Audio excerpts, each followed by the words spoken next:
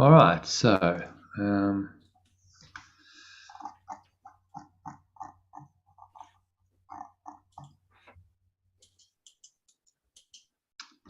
yeah, if you would like to read the quote and the first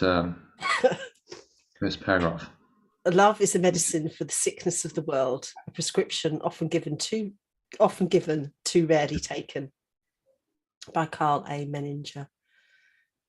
In an age when medicine has become a religion that profoundly influences so many people's thoughts and actions, today's quote by American psychiatrists gives us even more profound prescription that can heal all your sickness. The only question is, will you take it? Okay, will you take it? That's the question, yeah. Yes, of Love is course. a medicine for the sickness of the world. I don't Because, understand why I'm not taking it. I don't understand why I'm not already enlightened. hmm, Okay. it's we're actually scared of this thing called love. Yeah. That's the irony of it. Why would you be scared of something that can only bless, that can only heal, that's only wants your highest good? And the answer is because you have a self-concept that contradicts it. Because That yeah, self-concept, self-image, personality, identity, and love contradict each other. it fascinates me that for myself as well as many clients I've worked with who hate themselves. Hmm. It's like, where did this come from? Why is it so prevalent? There's so many beautiful people that I've met and they hate themselves. Well, because if we go back to the metaphysics, you've probably seen this diagram. Have you seen this diagram? Possibly you've seen it, but I'll bring it up again. Where are we? So there we go. Bring that up. The reason is because the top of the ladder here, what you did in order to create a separate identity, aka ego or consciousness, so just a belief in separation, was to deny God or love. So your self-concept denies pure formless awareness of perfect love. Okay. And you cannot, you believe that's true and real. You believe you've really done this. You believe you've really destroyed God or love or oneness or pure formless awareness. And this is the most heinous crime. And you're guilty for this eternally. You're eternally damned. So your self-concept, your special self-concept as Yad, requires that you feel guilty in order to maintain it. You see Okay. that? Mm. So then you hate yourself. There's a self-loathing. Oh, I destroyed everything that's worthy, everything that's pure, innocent, holy. I've destroyed that and instead replaced it with this miserable little self-concept that I'm now stuck with, which I actually want, but I hate at the same time. I desire it, but I hate it. And there's the classic contradictory nature of the ego. I want it, but I hate it. And I have to get clearer in my mind about what I've actually done, and just recognize that. Okay, yeah, I want it, but I hate it. So this is not something do I really want this? How can I want something and hate it? This doesn't make sense. Actually, what I really want is just to return to this. God, love, oneness, pure formless awareness. This is my true nature. This is what I truly want. This offers me complete release from all this wanting, hating, fearing, desiring, paradoxical, crazy, insane thought system that I seem to be stuck in. This is the answer. So I want only that. And when your desire is only for that, then you're enlightened. Only for that. You want only God. Because your desire is what brought the ego into being. You wanted to be a separate self. So desire for God, for love, oneness, pure formless awareness will take you out of it. But it has to be holy. It has to be a whole desire. Like, okay, yes, I wholeheartedly, this is what and I accept the consequences of that choice. If I choose this, I recognize that all of this has to go out the window, gone, erased, I cannot hang on to my separate self concept and go to God. This is what Yeshua is saying over and over and over again. So it's again, every lesson is, well, what do you choose? What do you want? It's another lesson in choice. Do you choose this and this alone, or do you still want the separate self concept and its consequences? In this case, he's highlighting sickness as the consequence of the separate self concept. And what does the separate self concept do? If you really believe that you've pulled this off and you're the victim of an unfair world, what better device to show you that than to get sick? Oh, I'm sick. So now my body's sick. I'm feeling sick. Others aren't sick. So I'm in my separate state of sickness, which now gives me some kind of separate identity. And the ego, as a victim, will love that and go, oh, poor me. Oh, shame, you're sick. Okay, we'll try to get some sympathy then, because that will strengthen your separate self concept. If people say, oh yeah, it's shame, you poor thing, you're sick, that people like that. The ego likes that because it strengthens the self concept. If you simply say, no, I'm not sick, you just deny it. I'm not sick at all. That is the way to undo the whole program, because sickness is a consequence of separation. So sickness confirms that all of this is real. So just deny the consequence, deny the effect, and then you also deny the cause. And that's why what he's asking us to do. You're not sick. You cannot be sick. It's not possible. How can you be sick if you're pure formless awareness of perfect love? The idea is nonsensical in pure formless awareness. There's no body to be sick, for a start. There's no separated mind to think that it can be sick. None of that exists. And if you really can go there, the body, as being directed by the mind, will heal, because you're in pure formless awareness. There's no sickness there. Instant healing is possible if you really go into the light. There's many examples of that. I gave one today with Anita Majani.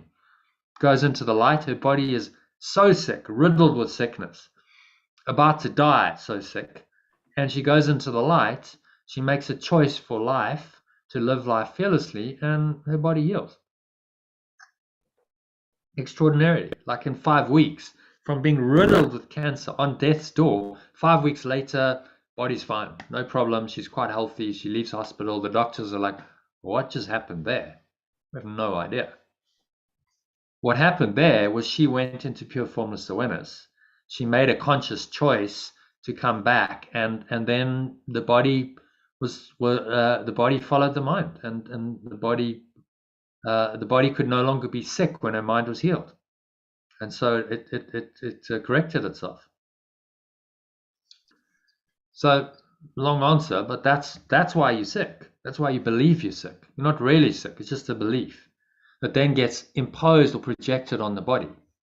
Well, I believe I'm sick, subconscious defense against the truth, because that makes me into a seemingly separate self with a helpless, enervated little life. So I project that onto the body, and now the body shows me what my mind desires to see. And so the body is a mask that really hides what you're doing to yourself on a mind level, which is self-attack. And that's all good. Welcome it, because it's like, okay, I'm seeing it. Great. I'm seeing it. I'm truly humble with this. I see what's happening. I accept the lesson, what Yeshua is saying, and this is another part of the undoing, because as it reveals itself, the Holy Spirit's reinterpretation of everything the ego does simply says, nah, it's not real. I don't have to buy it. I don't have to believe it anymore. And so now you're getting that opportunity once again with sickness. And if you really learn the lesson, well, hey, done deal. You don't need to be sick again ever in your life. It's not required. It's not necessary. Why would you want to be sick? So it's a great opportunity for you. So let's crack on with it, shall we? Any questions or thoughts about that? My thought was, shall we do an EAM release statement? But we can do that after the email, before the lesson, maybe. Yeah, okay. Let's do that. So, Sally, will you read the next one? Perhaps it's worth considering the alternatives briefly before you decide. On the one hand, you have the choice to believe in the religion of sickness that holds that disease is real and the cure is external to you in a drug, vaccine, operation, treatment, or magic remedy of some kind, usually prescribed to you by a doctor. Just pay your money, take the prescribed remedy or prophylactic, I can't say it, Prophylactic. and you'll be fine, says the marketing of the system. Except that evidence shows that you won't be fine. While Western allopathic medicine is good at replacing body parts like hips and hearts, it has dismally failed to heal the so-called lifestyle diseases like heart disease, strokes, cancer, diabetes that kill more people than ever today. If you look at its record, it's really not good at these lifestyle diseases at all. The approach to them is to manage it with drugs. And really all they do is suppress the symptoms. There's no attempt to really get to the root cause. So if you take cancer as an example, it was pretty rare even a century ago. Very rare disease. Now, lots, I mean, everyone knows someone who's had cancer, got cancer, officially killed about 10 million people. I suspect that's a lot higher because that's just the official statistics globally. So there would be, modern Western societies that have collected these stats. I think it's probably happening a lot more. And then you look at the approach to healing it. So maybe, do you read that cancer is a disease in which dysfunctional cells? Cancer is a disease in which dysfunctional cells in the body start multiplying exponentially, compromising the body's ability to continue functioning and ultimately living. Western medicine's approach to healing cancer is to kill the cancer cells through powerful chemicals and radiation, a process which also kills many healthy cells as collateral damage. Okay. But how can killing healthy cells ever bring life? It's not surprising that so many people die of cancer once they start chemotherapy. The body dies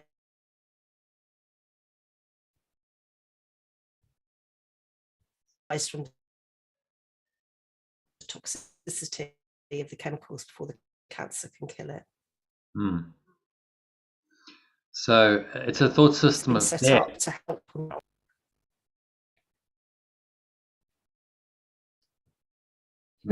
Sticky a bit there, Yad. I think Yad's just breaking up. Yeah, I've got an unstable connection. No. Okay. So you look at this thought system based on death, the thought system of death trying to kill cells, which is supposed to be healing, and how does that work? How can death really bring life? It's why this approach is so dysfunctional, causes so much pain and suffering, and yet this is the modus operandi. This is how it works. You go to any oncologist and say, well, this is the treatment, chemo and radiation, and they won't say, okay, we'll just correct your mind, heal your mind, do some forgiveness, change your diet, change your lifestyle. They're just like, no, let's just nuke it with toxic chemicals. So the same really barbaric, that's all I can call it, because the amount of pain and suffering that it causes is barbaric. Thought system of attack and death that spawned the cancer industry has been promoted in the form of a vaccine supposed to save your life from a set of symptoms. Well, that's all it is, a set of symptoms that they've gone, oh, well, we'll just package that, we'll call it a name, we'll say that's COVID-19, and we'll label it as a disease. But the symptoms are so generalized that they apply to symptoms that are common to many different kinds of so-called illnesses and diseases. And it's seldom fatal. Most people, the 99, I don't know what the death rate is, but it's 99% plus survive. And the cause is unproven. There's a huge assumption as to what the cause is, that it is actually the so-called virus, that the vaccine is actually going to be effective. All of this is belief. It's not fact. It's assumption and belief. And I've personally met a couple of people who knew people who've personally in close relationship who had some serious iatrogenic reactions this vaccination. So one has to just look at the whole system that spawned this first of all the sickness, because that's the ego, and then the apparent cure, because that's also the ego trying to cure its own miscreation, and go, does any of this really work? Do I want to buy into any of this, or actually is there another way? And so the reason I've highlighted this in the message is because it's bringing it into kind of stark contrast, saying, okay, so this is actually how this seemingly works. Do I want this, or is there another way? Am I willing to listen to the Holy Spirit's alternative to all of this? It's fear that kills, though, isn't it? When somebody gets a diagnosis of cancer, it's the fear of that eventually kills them, or COVID.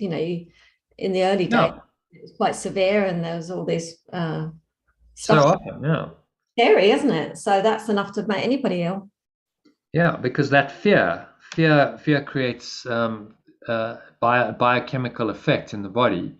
Cortisol, adrenaline, and other stress hormones get produced, and the body, if you overproduce those stress hormones, the body will go into a protection mechanism and produce COVID-like symptoms, because it's trying to deal with the overload of toxic chemicals. Cortisol and adrenaline are toxic to it at high levels. And then the cells, what the cells do is they then kick out an immune response. The RNA mutates. They measure that RNA mutation, and they say, oh, that's COVID. That RNA mutation, it's COVID. But what if it was actually the effect and not the cause? Wouldn't that just be so ego cunning, wouldn't it? We're measuring the effect and not the cause, but we switch it around. We tell you that's the cause, that's the virus, when in fact it's the effect of something else, which can be a range of causes. You could have an overload of stress, which I think a lot of people did. When they lock you down, they put you under financial pressure, they isolate you socially.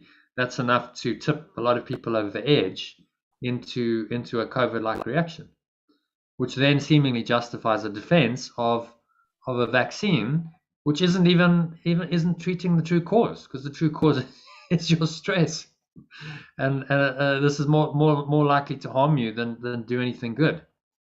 It's just a bizarre. You look at the whole thing and you go, really?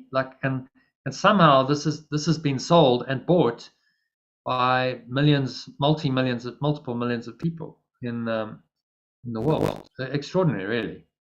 When you look at when you actually analyze it and break it down like this with the logic of the Holy Spirit, you go, like, really? How can this be? So given the absolutely dismal failure of Western medicine to cure the other so-called lifestyle diseases, why would you expect that its approach to COVID-19 pandemic, which, as I point out here, is just a symptom of a sick society? This is a lifestyle disease. We are diseased by our own negative thoughts and emotions that manifest in this pretty toxic modern lifestyle of hustle and bustle. So why would you think that this approach to treating it with drugs and prophylactics, like putting some substance in the body, is actually going to work? But yet people buy it because they are buying an entire belief system. When they take the vaccine, they're buying into the entire scientific materialist paradigm. Oh, something external to me is the cause, therefore there's a cure externally, therefore I'll take the vaccination. That is a thought system that they are accepting and buying into by accepting the vaccine. Do you see that? So it goes much deeper. This goes to the very core of the ego, because that scientific materialist paradigm of, I'm a body, only the external world is real, really denying this inner domain. If you look at the integral model again, the scientific materialist paradigm simply says the external is real and the interior dimension of our minds and consciousness does not exist. That's pure scientific materialism. So I'm a body, therefore the cause must be something external to the body, which is on this level, the exterior. Oh, it's a virus. Oh, we've isolated, we found an RNA code, and therefore the cure must be something external to you as well, a vaccine. And the mind doesn't even come into it, because the mind is denied. So it's a symptom of a scientific materialist society that has a false belief about who we are. We think we're bodies. We think we only have existence on this physical level, that the world of behavior and observed behaviors and performance outcomes is the only reality. And then we design systems accordingly. So the Western model is a systemic manifestation of the denial of the mind as primary reality. And then we wonder why it doesn't work. Well, how can you have a system that's based on half of reality? And this isn't even the true half. This is the false half. It seems to be true, but it's false. How can a system based on false reality ever really work? That denies the truth that you are mind and only mind and pure mind and really nothing else. The body doesn't exist. It's a complete denial of that. Well, how can you expect that to really work, to heal anyone or anything? So I could go on for pages about the sickness system, but I think you get the point. Okay, let's really look, just see it for what it is, and then consider the alternative to this really nonsensical system of sickness that passes for healing in an insane world. So you're talking about the allopathic medicine. What about homeopathic and complementary therapy? Is that the same thing then, really?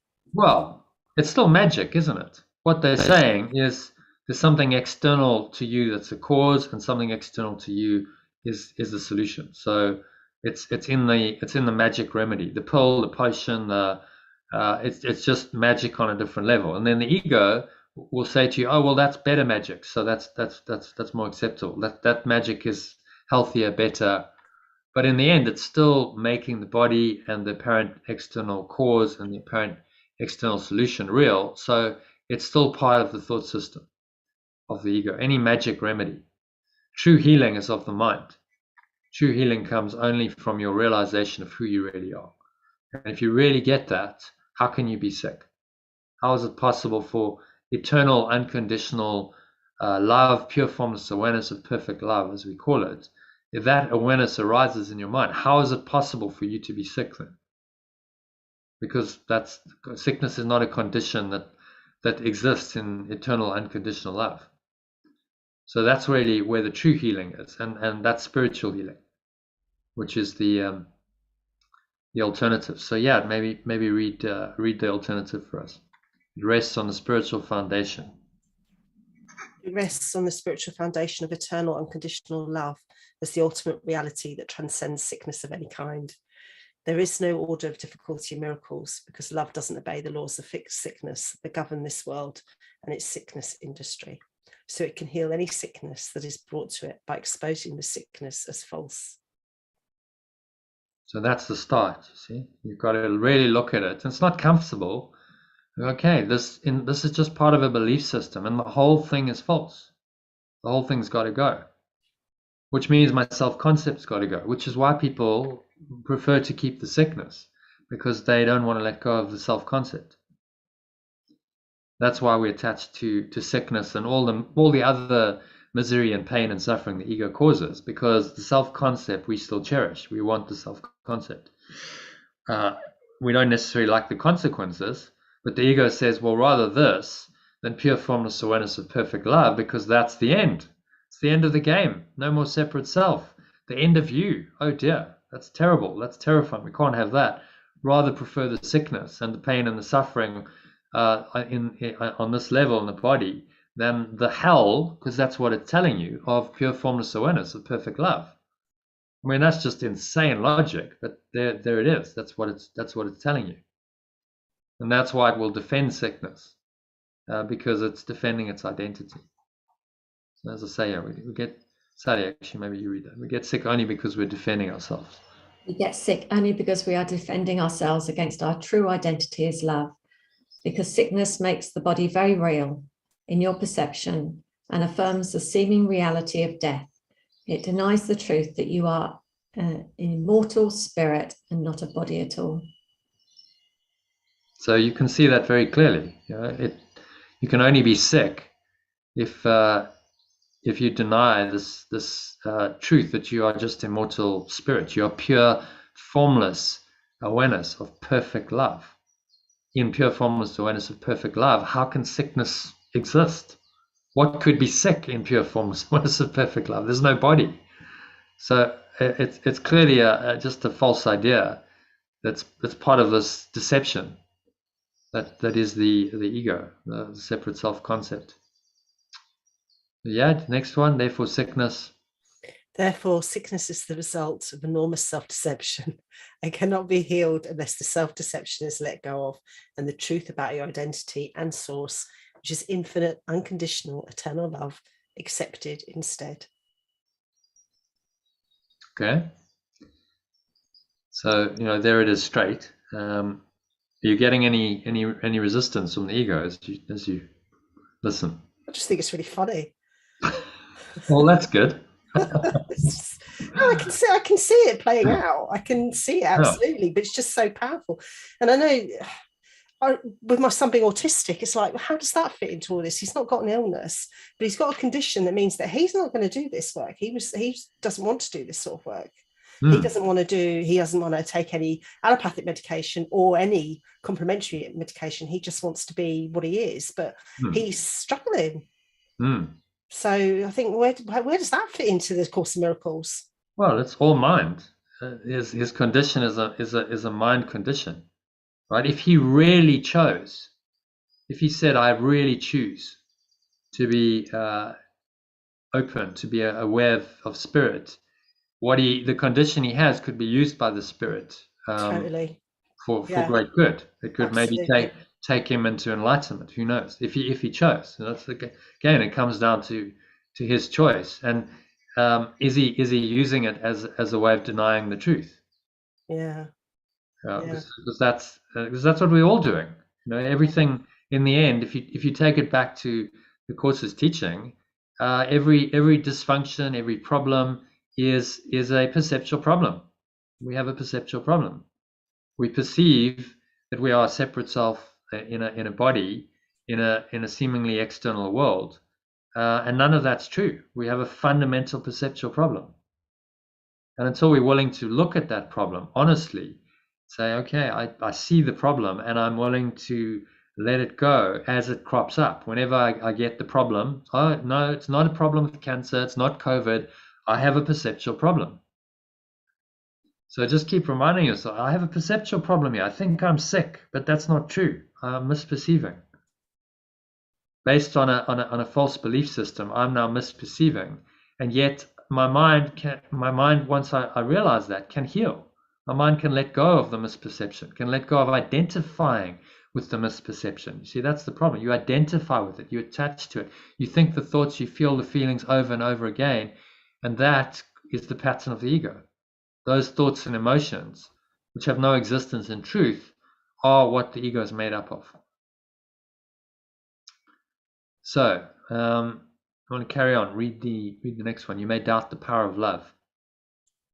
You may doubt the power of love to heal so-called physical conditions like COVID-19 and cancer, but there are no physical conditions, only manifestations of mental beliefs.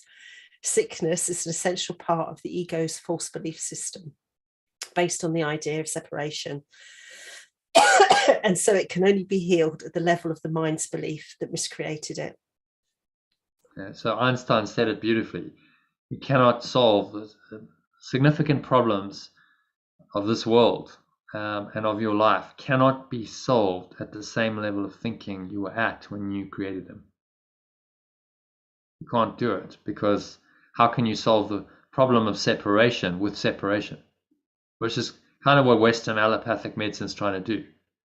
Oh, well, ego problem based on separation.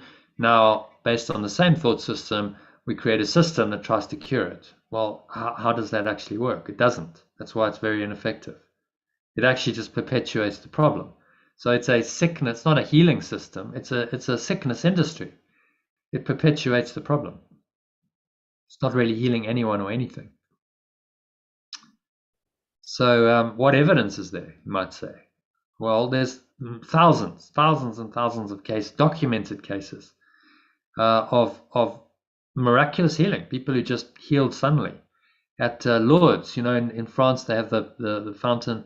They have, I think, 70, about 70 documented authentic miracles, which, there's a process to make it a miracle. They have to be checked by a physician before and afterwards. They have to have x-rays, it's all documented. And they have 70 just like inexplicable. Someone went into the water, they came out, and the condition that they had prior to that was gone, and it was instantly gone. Anita Moorjani is another extreme example, which is pretty miraculous. I'm not sure this has ever happened before, where someone was on death's door, her organs were shutting down. Okay, so that's like, it's game over. Any oncologist, any doctor will say, okay, when you're in organ failure, the body that's hours away from death, and it can't be reversed. Organs failing, like vital organs like liver, and eventually the heart, it's game over. So her doctors were saying to her family who gathered around, look, say your goodbyes, because she's out of here in the next 24 hours, and there's nothing we can do. If it wasn't for allopathic medicine or for the hospital system, she would have been dead already, because she was on life support, wasn't she? So that's probably why it's rare, because people wouldn't get to that stage before we had the systems, the hospitals to deal with that. I'm not sure. I mean, I think she was still conscious before she slipped into a coma. She was in a coma, yeah. Wasn't so maybe they then gave her oxygen or something. I don't know, but she would have been on life support, wouldn't she? I don't know. I don't know that she was in a coma. Whether they gave her some, life support. So maybe they gave her oxygen. I don't know the details. But she went into coma for 30 hours. Had this extraordinary spiritual experience while she's there, expanded awareness. She heard things in other parts of the hospital. She could see the doctors discussing her case. She could see them discussing x-rays, and she saw, okay, in the one scenario she dies, in the other one she lives. And it was based on her choice. She saw so clearly, if I choose, then it's going to be that. And if I choose to die, then it's going to be that. She had a conversation with her father and a friend who passed away from cancer 3 years before, and she experienced bliss and peace and joy that was beyond this world. She said, I didn't want to come back. It's like, why would I go back to that disease-ridden body when I can be free in this pure formless awareness? But her father convinced her to go back and live her life fearlessly from that moment, and she did. So she made a conscious choice for life, and to live life in the spirit, live life fearlessly. And because she'd had that experience, she'd made the conscious choice, her mind was healed on a deep level. And so now the sick body was no longer a fit. In the integral model, she'd had a profound, deep intention experience to shift her into an understanding of who she truly was, her true identity. And so the body was now totally misaligned with her new identity. And so the mind then healed the body to correct that misalignment, to bring it back into, and very quickly, within 4 days, 5 days, her tumors had shrunk by 70%. And within 5 weeks, she was cancer-free. Cancer just disappeared entirely.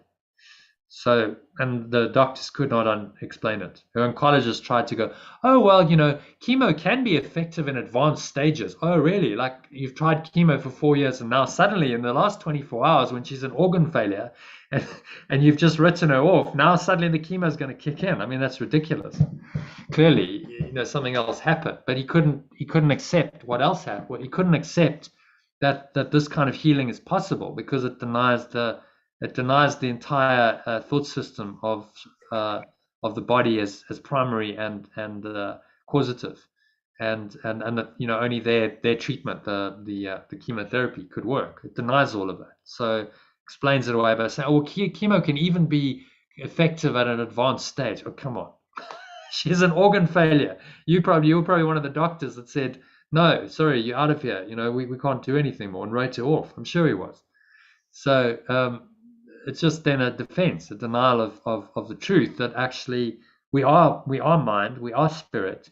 And if you truly go into that experience, as she did in her near-death experience, it's powerfully healing. Like, it can heal anything. That was really the message. And she came back so that she could teach that, so she could be an inspiration to millions of people and say, look, if I did it, you could do it too. This is possible. It's possible to come back from the brink of death, where there's no hope apparently, according to our system, and in spirit there's always hope, as long as there's any life. And well, Jesus, Yeshua even showed us there's life beyond, like, even when the body's dead, you can come back, because this powerful life force, the spirit of life, is so powerful that it can even resurrect the body. So Anita's example is just another extreme example of the power of this. If you truly go into it, which she did, look at what's possible. It can heal any sickness in this world. It can resurrect you from death itself, and that's valuable learning. So it's a great teaching. That's why she came back, to be a teacher and teach the world by demonstration. Look, I'm alive. She says in her talk, I'm really happy to see you, all because I should be dead. That's her opening line. I should be dead. So, and then she goes into a story. So if you haven't watched that, listen to that talk. It's well worth listening to. When my son was 8 years old, he was diagnosed as profoundly deaf, and they did that old talk about there's nothing we can do, it's beyond hearing aids and all that sort of thing. Yeah. Keep it on our records, and if we, create some miracle, operation, we'll contact you. Yeah. So I was sent off with that diagnosis. He wasn't speaking, and I just denied it. I just said, no, that's not true. That's not true. The next day he could hear, and he's been able to talk since then, and he's normal. Really? It was, wow. Just absolute denial of their diagnosis worked for me. Wow. And so he healed. He actually got his hearing back. Yeah. Wow. So that's, how do you explain that? The next day, instant. So had he been deaf since he was born, or he just suddenly went? There was something up with his hearing for sure. Because he couldn't understand us and he couldn't hear us and stuff, but there was just very interesting, my denial of it immediately. Yeah. Absolutely. No, definitely not true. Yeah. And then the next day he could hear. Yeah. Wow. Well, actually his hearing is absolutely mega hearing, so I don't know if we're a bit overboard, but anyway. He can yeah. So isn't that interesting? On a mind level, you just shifted something by denying the diagnosis so completely and saying no and not believing in it. You brought about a miraculous healing, because there's no accident. Everything's connected. But it didn't involve him. It was my decision that it. Yeah. He so, this is what Yeshua is saying. That your change of mind can facilitate healing of others, because we're all connected on a mind level. So great example. Thank you for sharing that. And this happens so often, so frequently. There's many stories like this of miraculous healings that you have to question the whole. Really have to question the entire belief system that has been manifested, entrenched in our society as the sickness industry, and go, really? Is that really true? Or is this just the wool being pulled over our eyes? We've been told that this is the case, because obviously they're vested interests, powerful vested interests that benefit. When you believe in what they're telling you, they benefit financially, hugely. So of course there's a vested interest in perpetuating the system, but you start to see just how this world is constructed based on belief. Look at the integral model. It's all a construct of belief. The systems we have are based on beliefs. Collective beliefs believed in by many people create systems. If no one believed in scientific materialism and didn't believe in what the system was telling them, the system would disintegrate. No one would believe in it. No one would buy into it, and it would just fall away. It is maintained by belief. If we saw anything with COVID, we saw it was an exercise in belief, wasn't it? What will you believe? They tell you stuff. Do you believe it or not? Because there's actually no evidence really for what they're saying. There's no proof that vaccines work. Have you seen proof that vaccines work? Clinical trials? Oh, there's Iona. Thought she might join us. So there's no evidence to prove it. And yet people believe it anyway because it's part of the ego's belief system. That's why they believe it. So you go, how could everyone be duped by this?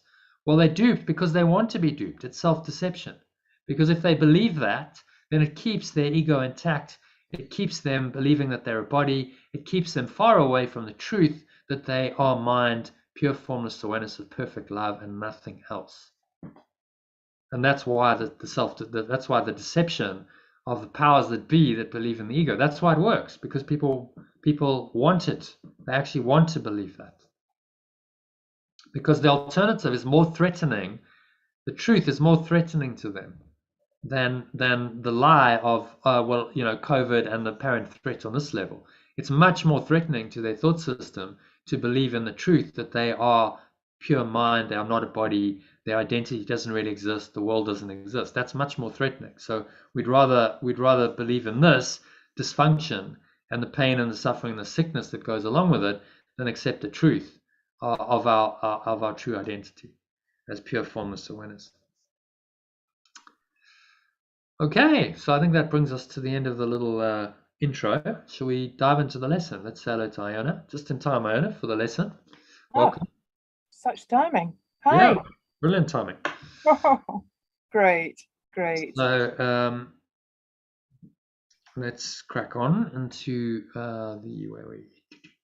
there we go. So Sally, Oriana says hello. Oh, say hello back to her. Absolutely, yeah, she called today. okay, so this is quite a long one, so let's crack on with it, shall we? I'm just going to open. What's the release statement before we do it to make it flow easier? Yeah, actually, good. Oh, thanks. You do that. I'll just get this set up. I'll do it while you're doing that. Yeah. Okay. I'm ready to release and let go of all resistance to today's Course in Miracles lesson. I'm ready to release and let go of all my defense to the truth. I release all purpose for sickness from my mind. I let go of all my self-deception regarding sickness. I release all unconscious limiting thoughts about sickness. I let go of believing the body is myself, is anything other than a communication device. I release attack thoughts, judgment, time and planning, and my choice to die. I release all desire to be sick in any way. I release all this from my energy now, in all forms, on all levels, at all points in time. I release all denial of separating from my true self, which is pure formless awareness of perfect love. I let go of all guilt, fear, and hate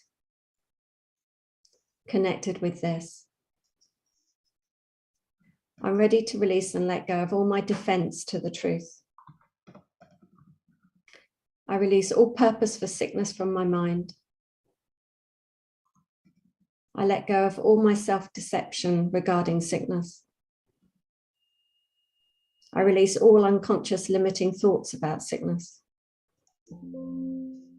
I let go of believing the body is myself,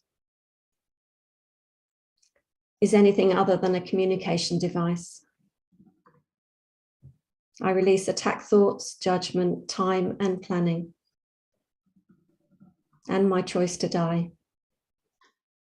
I release all desire to be sick in any way. And I release all resistance to today's lesson. I release all this from the energy now, in all forms, all levels, all points in time. I accept the truth of what I am. I allow my mind to be wholly healed. I welcome and accept peace of mind. I accept instant healing. The body's health is fully guaranteed now. I welcome this into my energy and the energy of the group in all forms, on all levels, at all points in time.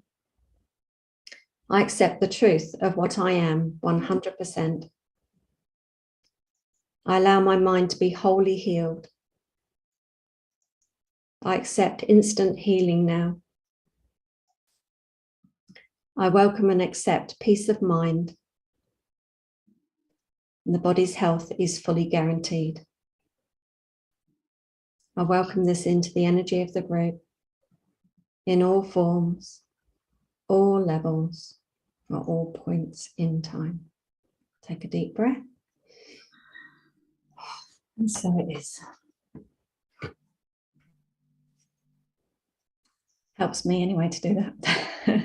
Thank you. Yeah. Did you write that out beforehand? Yeah. Okay. Well. So Thank you, Sally. you do that every day with No, not every day, but it does help me when I do it. No. Oh, nice one. Thank you for that, Sally.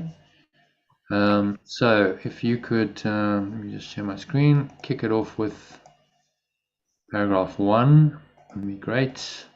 Sickness is a defense against the truth. Let me share my screen.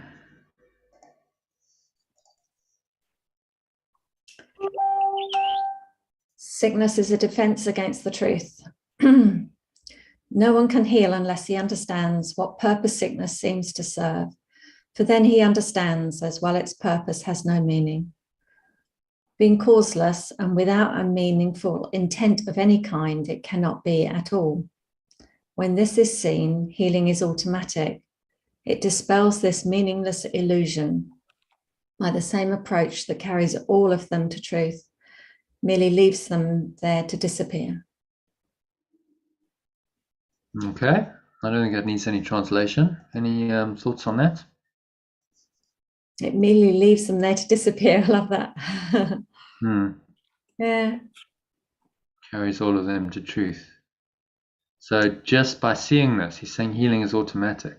If you see it's really causeless without a meaningful intent of any kind, and it cannot be at all, then healing will happen. So it's an awareness, a realization she's trying to bring into our minds with this lesson. Yeah, that it can't exist. Yeah. So as you did, what you did with your son was total denial. You just deny it entirely. You don't recognize it at all as real in any way, shape, or form, because you're denying sickness. You're denying any effect, any cause, and that is very healing for the mind. Sometimes it's difficult to get there, though, isn't it?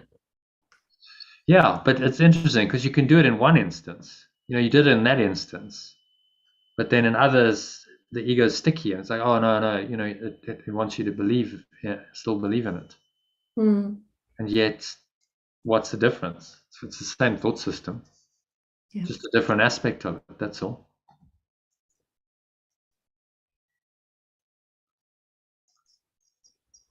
Okay, so happy with number 1? Yeah. So, Yad, if you can read number 2 for us. Sickness is not an accident. Sickness is not an accident. Like all defenses, it is an insane device for self-deception. And like all the rest, its purpose is to hide reality, attack it, change it, render it inept, distort it, twist it, or reduce it to a little pile of unassembled parts. The aim of all defenses is to keep the truth from being whole. The parts are seen as if each one were whole within itself. Okay, does that make sense?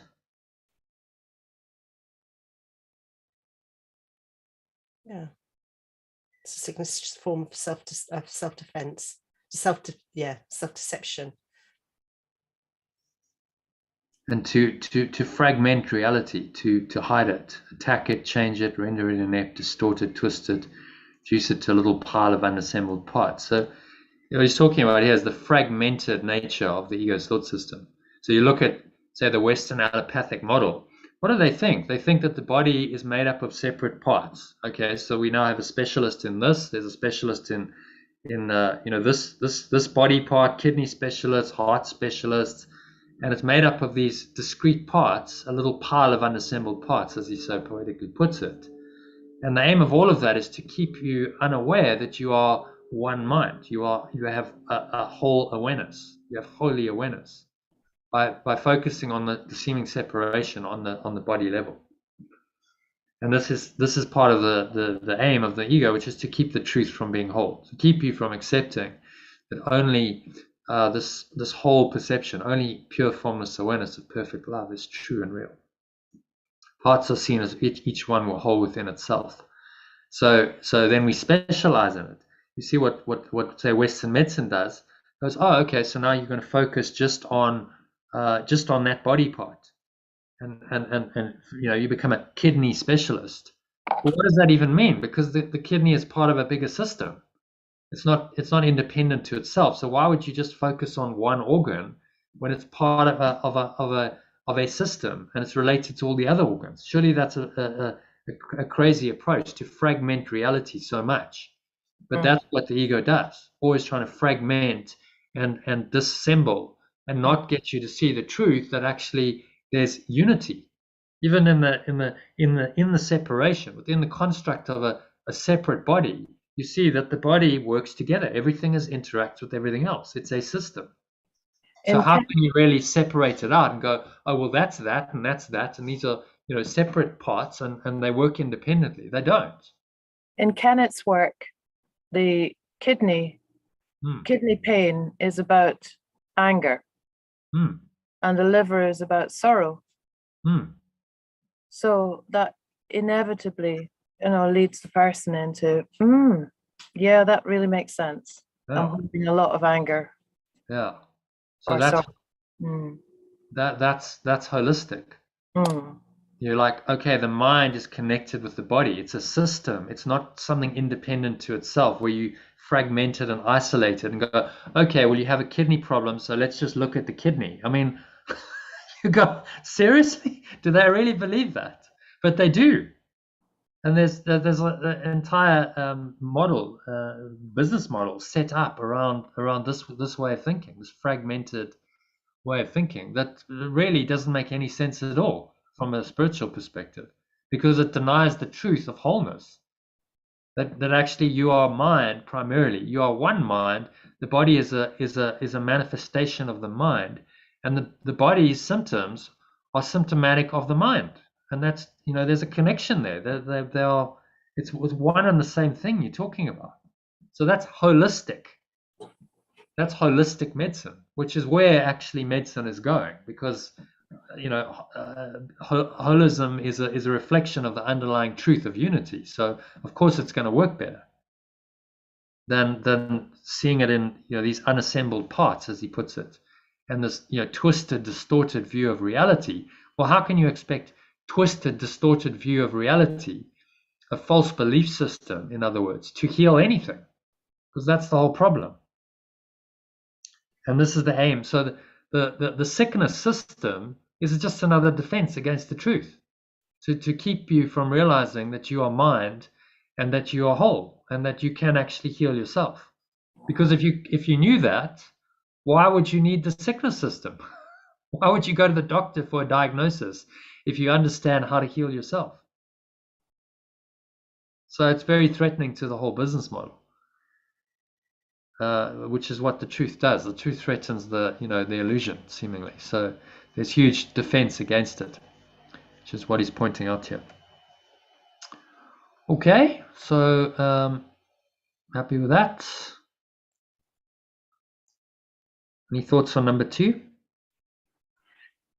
Just please, could you make the screen a wee bit bigger? Thank you. Yeah.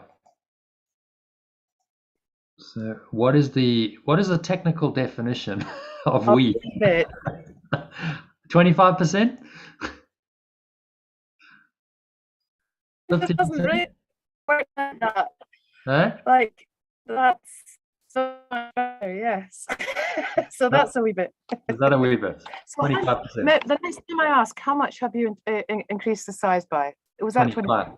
25? 25. 25. Okay, 125%. Yeah. cool. That's it. So I can zoom it in more if you like. But, Yeah. Can you see that okay? That's all right. Yeah. That's all right. Okay, cool. All right. So number 3, Iona, if you can read that Yeah. for us. Yeah. Defenses are not unintentional. Defenses are not unintentional, nor are they made without awareness. They are secret magic wands you wave when truth appears to threaten what you would believe. They seem to be unconscious because of the rapidity with which you choose to use them. In that second, even less, in which the choice is made, you recognize exactly what you would attempt to do and then proceed to think that it is done. So maybe a bit of translation there. Let's have a look. Defenses. Just change the American spelling to English spelling as a start. And then maybe just the want to believe, instead of would believe, want to believe. I think that makes it very, very clear. What you want to believe appears to threaten what you want to believe.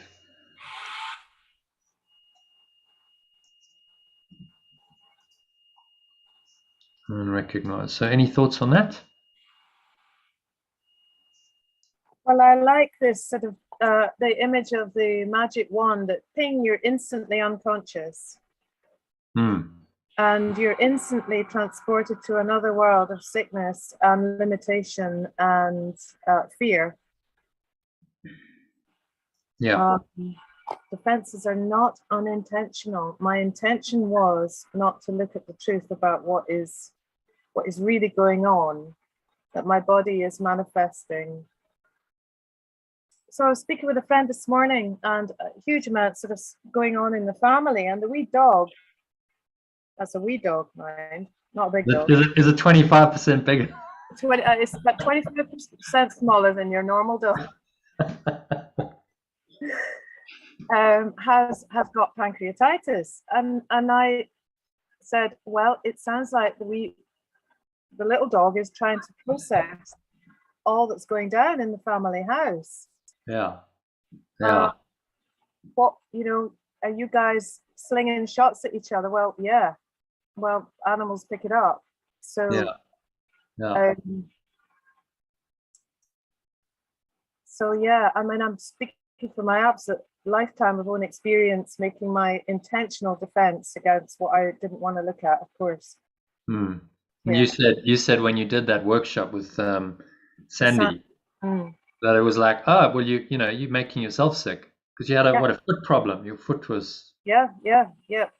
And then you just saw that and was like, okay, well, foot problem's gone. Yeah, the foot problem went and the operation was cancelled. Yippee, no problem. So of course, I mean, you can see why that's hugely threatening to the business model because no operation required, no money generated for the sickness system. True.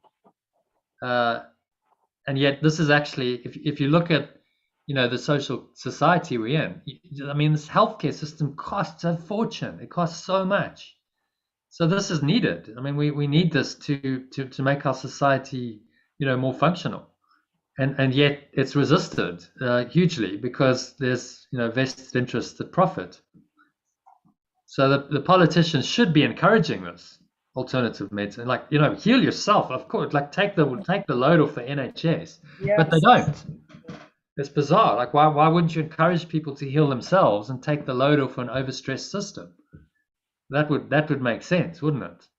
But it's more threatening to the thought system they believe in, you see, because if people start doing that, they might go, maybe we don't need the politicians.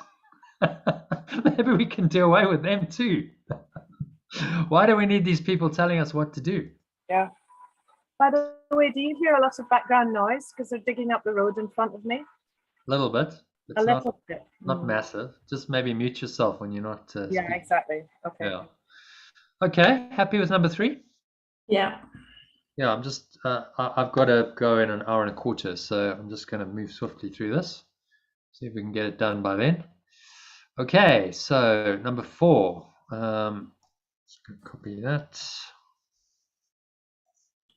Let us consider first what you defend. No, one. No. Version control issues there.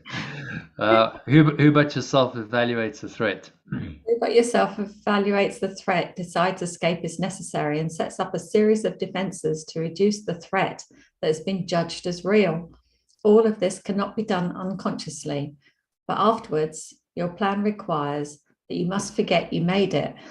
So it seems to be external to your own intent, a happening beyond your state of mind, an outcome with a real effect on you instead of one affected by yourself.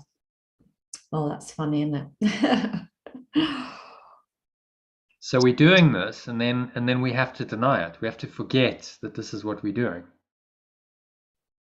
The plan requires that you must forget you made it. So it seems to be external to your own intent. Okay, it's some external cause. And so you can see why people want to believe in the model that's been conditioned, because it teaches us that the external world is real, that you're a body, that there's an external cause, that you're not responsible for this. And they prefer that belief system to the taking the responsibility and saying, okay, well, yeah, I'm doing this to myself. So this sickness system is just a manifestation of the ego belief. And people continue to believe in it because it works for their ego belief system. This is what he's really saying. They don't want to see the truth. The truth is more threatening to their thought system than the attraction of healing. My neighbour's got cancer at the moment, and every time he comes round, I drip feed this sort of information in. But no, he'd rather have chemo and the whole job, which is destroying him, so he can't breathe and can't walk and all that sort of thing. But you know, it's his choice, isn't it? And that's why hospitals exist, and that's why the whole system exists, because there's a desire for it. Yeah, and it's like self-flagellation. You're punishing yourself with this, and you think this is the way to treat it. But the truth is more threatening to his thought system, and he'd prefer the pain of the cancer and the chemo. I mean, it's horrific what happens to the body. He'd rather die. Prefer that, and he'd rather die than accept the truth. I mean, whoa! Talk about resistance to the truth. But that's how it is. The mind is, as David Hoffmeister says, so stubborn. You just won't believe in this. Lifetime after lifetime after lifetime, you don't want to accept the truth of who you really are. Pure, formless awareness of perfect love. Like, why would you not want to accept that? Perfect peace, love, joy, health is given you. All of this is given you. You can have a happy dream while you're here, and yet you prefer the misery and the sickness that the ego has miscreated to that. Like, are you insane? This is what he's saying to us. Well, yes, we are insane if you make that choice. You're completely insane. Okay, happy with that. Number 5. Moving swiftly on. So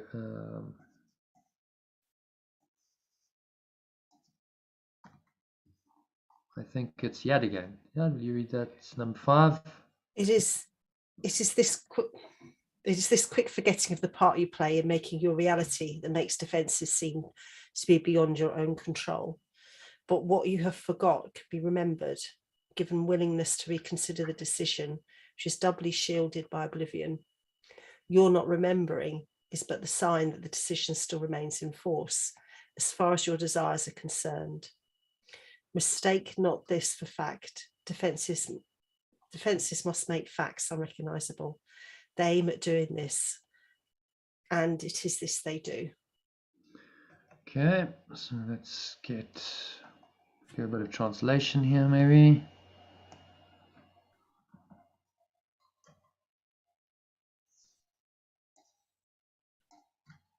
So is this quick forgetting of the part you play in making your quote reality makes defenses seem to be beyond your own control. Yeah, it's resonating given like your experience over the last few days. So it's just reminding yourself, don't forget, remind yourself, yes, okay, this is what's happening. It's happening on a subconscious level, but I'm bringing it into conscious awareness. What you have forgotten can be remembered. So when you said, oh, there's nothing we can do about it, no, there is. You can remember what you're doing. Because you bring awareness to it, then it's no longer happening unconsciously. You bring it into conscious awareness. You bring it into conscious awareness, it's game over for the ego. It's like you see the deception. The moment you see that, you're like, well, why am I doing that to myself? This is stupid. Let me stop doing it. So what you have forgotten can be remembered, given willingness to reconsider the decision, which is doubly shielded by oblivion. So this oblivion he's talking about is just forgetting. So we want to forget this, and we just wipe it out. We don't want to remember. So really, it's another kind of humorous way of looking at the sickness system. The sickness industry is part of this oblivion. We've gone into oblivion, and we've made it into something apparently real and true, and gone, oh, okay, this is a healing approach, but it's actually just part of the forgetting of the ego. It's an oblivious system. So you're not remembering is just the sign, is only the sign that this decision still remains in force as far as your desires are concerned. So if you don't remember, you're saying, I still want to forget. I still want to defend against the truth. Mistake not this for fact. Okay. So do not mistake all of this for fact. So the defense of the ego will be, oh, but this is all fact. The doctors will say, well, look, it's fact. Here we go. We've done the MRI, we've done the X-ray or whatever and look, it's fact. But it's not fact because it's a projection of the mind. It's part of the mind's belief. Nothing is fact in this world. It's all projection, perception going on. So if a doctor ever says that to you, say, don't mistake this for fact. This is projection and it's perception. It's your perception of it and it's your interpretation. Oh, you've got 6 months to live. Really? Is that fact or is that opinion? Is that just your perception of it? And if people could just have the awareness to do this, these ridiculous diagnoses and death sentences would just be like laughable. What you think? How do you know 6 months? Why is it always 6 months? Why not 5.5 or 3.2 or like? Who's decided on the 6th then? So it's all belief, and that's what we're dealing with here. Nothing to do with fact. It's really odd, the language, isn't it? When I've been given by who? I've been given 6 months to live. Who gave you that? Yeah, the doctor gave you that. How you get it? Handed over your authority to him. Yeah, yeah, absolutely. And gone. Oh, you know better. You're somehow God. You know that it's going to be 6 months. I mean, now doctors apparently have the ability to foretell the future. Wow, that's quite a And yet, if that was said in the context of some kind of psychic medium doing a fortune, they'd call, oh, this is quackery. It's fortune telling. But somehow in the medical industry, that goes down for fact, for truth. Bizarre, really, crazy stuff. So let me just check. Right.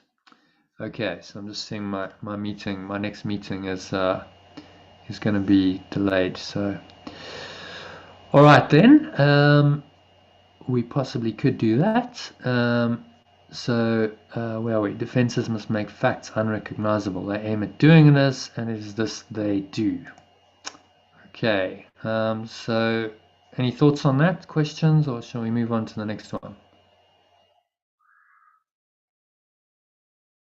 Okay, so number 6.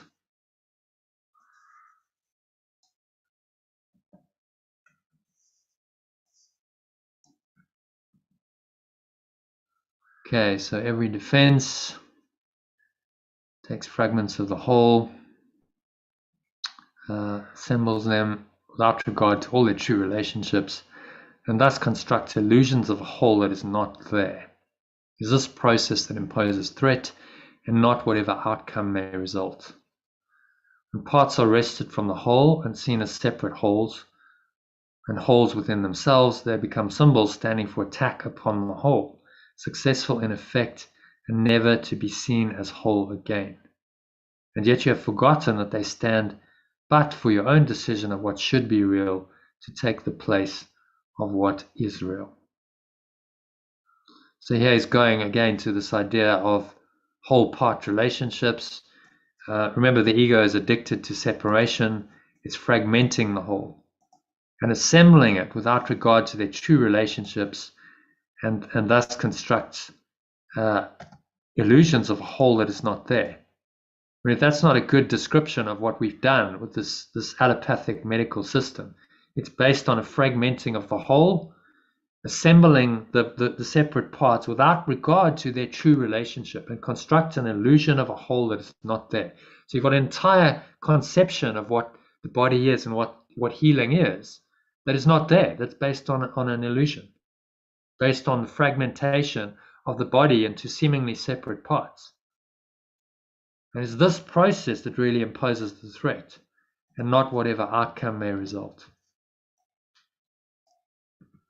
Do you get that? Because the process of fragmentation, that's really denying oneness, is the real threat. That's the self-attack that's really going on here. When parts are wrested from the whole and seen as separate and wholes within themselves. So we just focus on the particular body part. Oh, you have a heart problem. Let's just focus on the heart. This is the kind of thinking that he's talking about. They become symbols standing for attack upon the whole, successful in effect and never to be seen as whole again. So the real attack is in the perception of fragmentation and of lack of unity. And all we've done is we've forgotten that they stand only for your own decision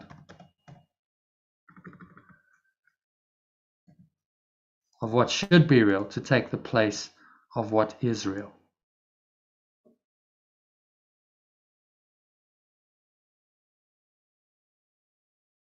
That's really what's going on. So you decide that this is true and real, and then you believe. The reason why we believe in a system that's based on fragmentation is because we want to.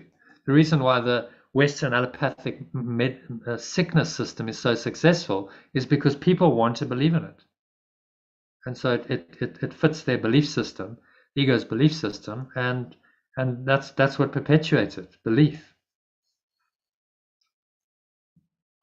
Okay, any thoughts on that? Questions, comments? No,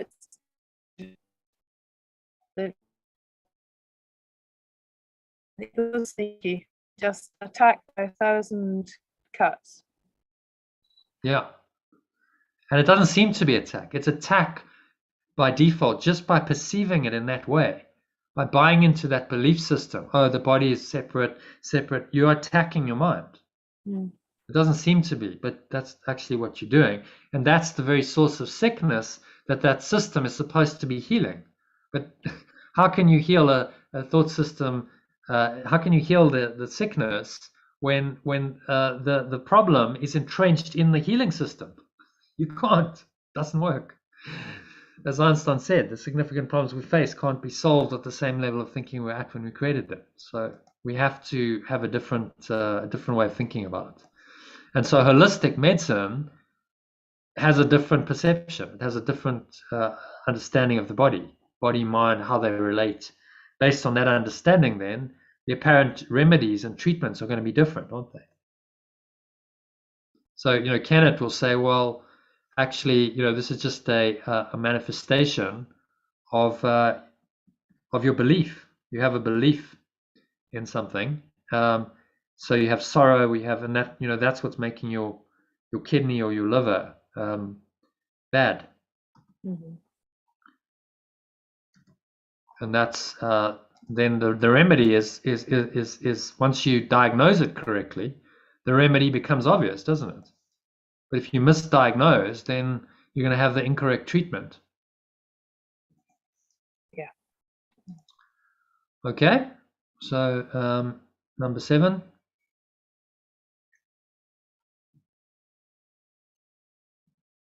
Who is it?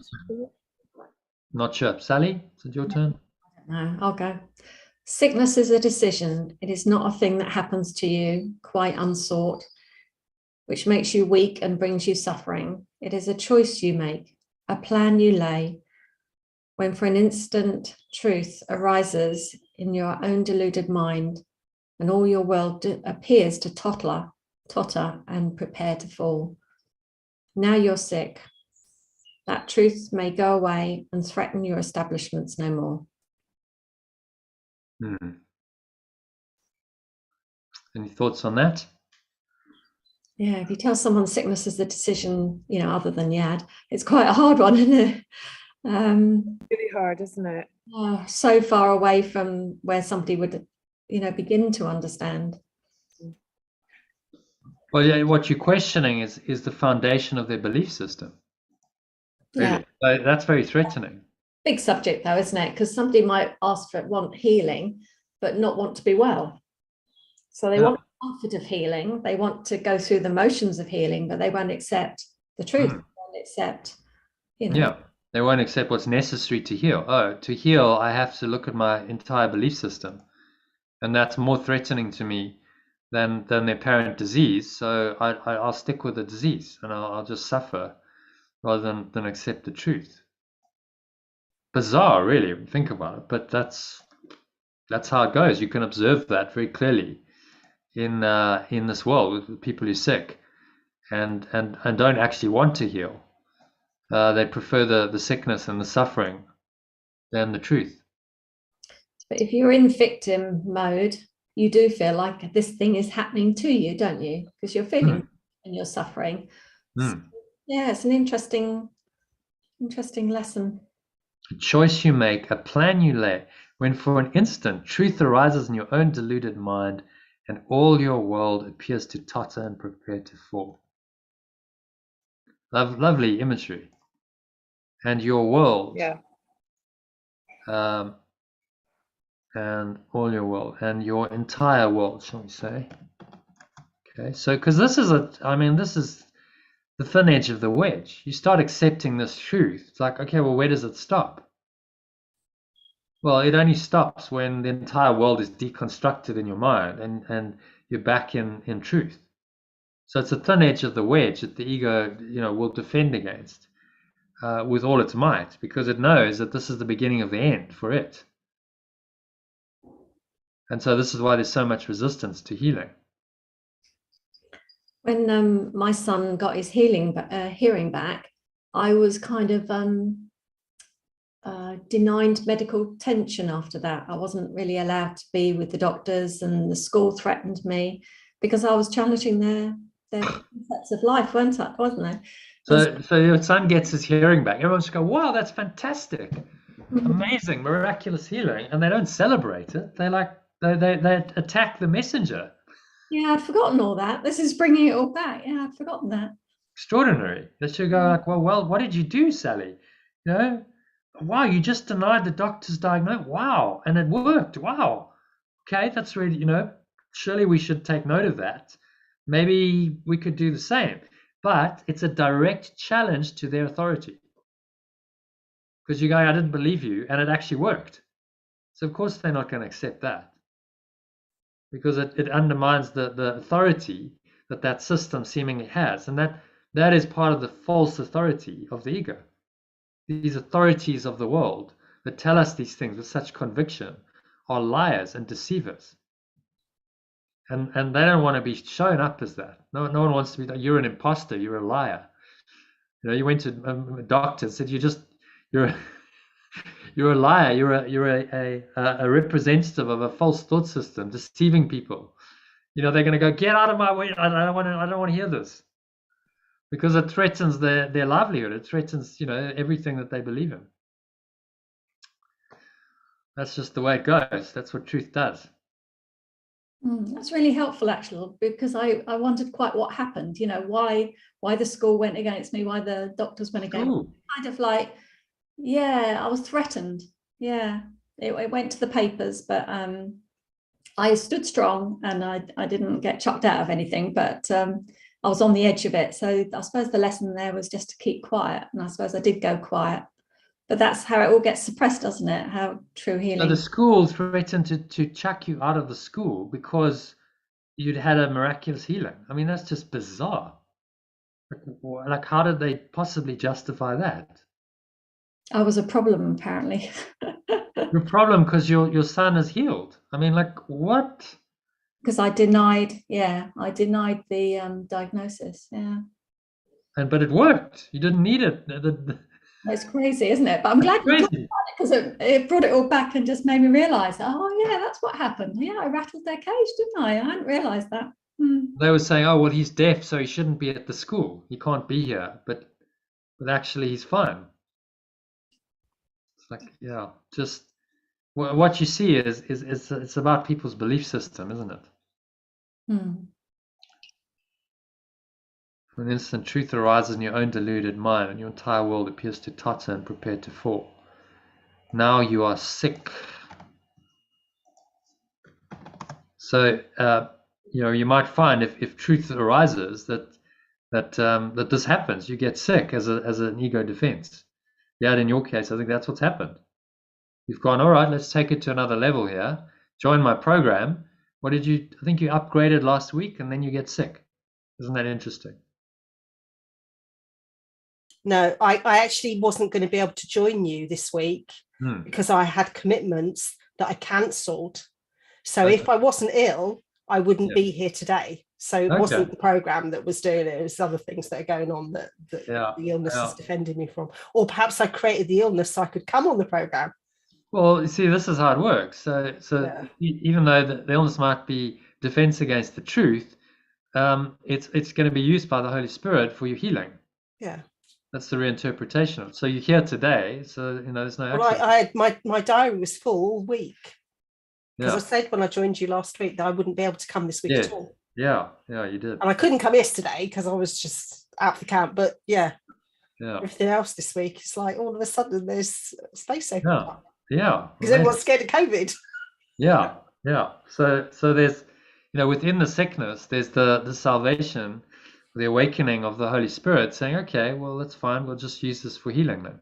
Well, I used to create migraines when I didn't want to go somewhere. I didn't realise that's what I was doing, because obviously you don't want a migraine. And then I realised what it was, that I was manifesting these migraines and it's an excuse not to go somewhere. So then I learned to just say, no, I'm not going, because then I didn't have to have the pain. And I just say, just not going. And that's it. Stop pretending. Yeah. And then you didn't need the migraines. And I haven't had any since. So isn't that interesting? And now, but also people who know, and I can talk to about this, know that if I've manifested a migraine, they know what's going on. Yeah. So there's no hiding. You don't want to go, do you? You don't want to go. Yeah. Well, that's how powerful the mind is. It's extraordinary. It is. That we can do this to ourselves, but the mind and the body are, we've got ourselves into this body construct. And so the mind now has a profound impact on the body. And this lesson is making it simple. It's bringing it down to the basics, isn't it? But actually, it is really complicated. Well, in the way it plays out in form appears to be really complicated. And my father had part of his hip joint removed by a chap who claimed to be a doctor, who actually wasn't a doctor. They didn't find out until many, many years later. So he was permanently deformed and in pain because of this. So I can't see how he could have just said, really understood that it was an ego thing going on, and then he wouldn't have got instant healing, would he? I mean, bones don't tend to regrow. Anything's possible. Anything's possible. You had to believe it. My eldest son, he broke his elbow, I think it was, the day before we went on holiday. And it's like, that's not a convenient time to break your arm. And so we just decided he was well, and he was well. And he went on holiday and he used his arm perfectly, and we didn't have it plastered. So yeah, I've seen bones instantly. Well, his bone was removed. Part of his bone was removed. The ball and socket joint, part of that was removed. So it wasn't. But in that instance, it wasn't the surgery that made it not work. It was his mind. That caused it to be removed. It wasn't the pseudo doctor. Mind chose a pseudo doctor to create a reason for his hip not being right. But what about the collaborative effort then? Is that, because if everyone's an aspect of us, but they're having their own experience, then there's a collaborative effort going on there as well, isn't there? So like where his mother wanted him to have surgery and was, in Poland, you'd bribe the doctors to put you at the front of the queue. Okay, so She actually bribed the doctor to deform her son. That sounds like Africa. Yeah, well, it probably was similar in, Poland in the 40s and 50s. Yeah. So it's a dysfunction of it's deep though, isn't it? It's a deep thing. So I suppose it's still the same answer, isn't it? Yeah, it's just going to what level do you want to go to, really looking at this. So if everything's your projection, right, your mind is making it all up, it's your dream, then whatever seems to happen, the external doctor seemingly deforming him, well, that's the mind's choice. That was a choice at that level that he made. It's my choice because I created a parent who was deformed, and actually none of that ever happened anyway, and it was just me who created this parent. Yeah, it's all part of the dysfunction of the ego, which is designed to perpetuate the thought system of imperfection, of frailty, of weakness, of victimhood, and we choose this because it's more acceptable to our minds than the truth of pure formless awareness of perfect love, right? Perfect. It's perfect. There's no flaw. There's no fault. There's no problem. There's nothing there but pure love, pure perfection. And that's very threatening for the ego. Once you believe in error, then you have to keep manifesting error to perpetuate your belief system. And so that's why we have such a dysfunctional world, because it's designed, to be the denial of perfection. So what could you expect then from the denial of perfection but imperfection? It's like, yeah, well, obviously, of course you're going to get a world like this if you have a belief system that denies perfection.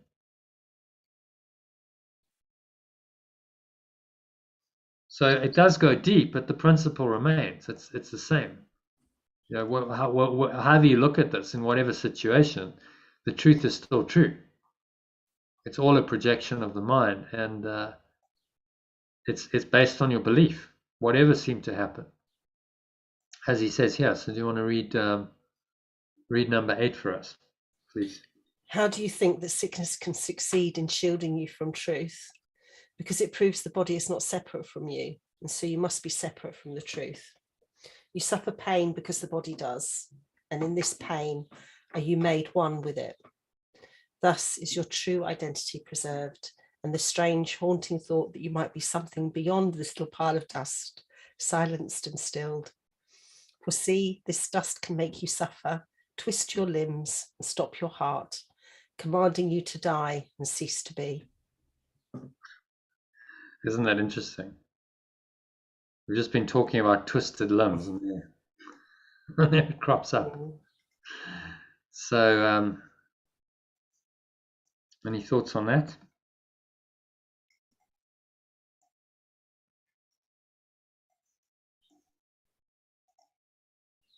Interesting. It's very poetic the way it's written, isn't it? Showing you that the evidence is there for you to see whichever one you want to believe. It's a belief system, and so healing or sickness are based on belief.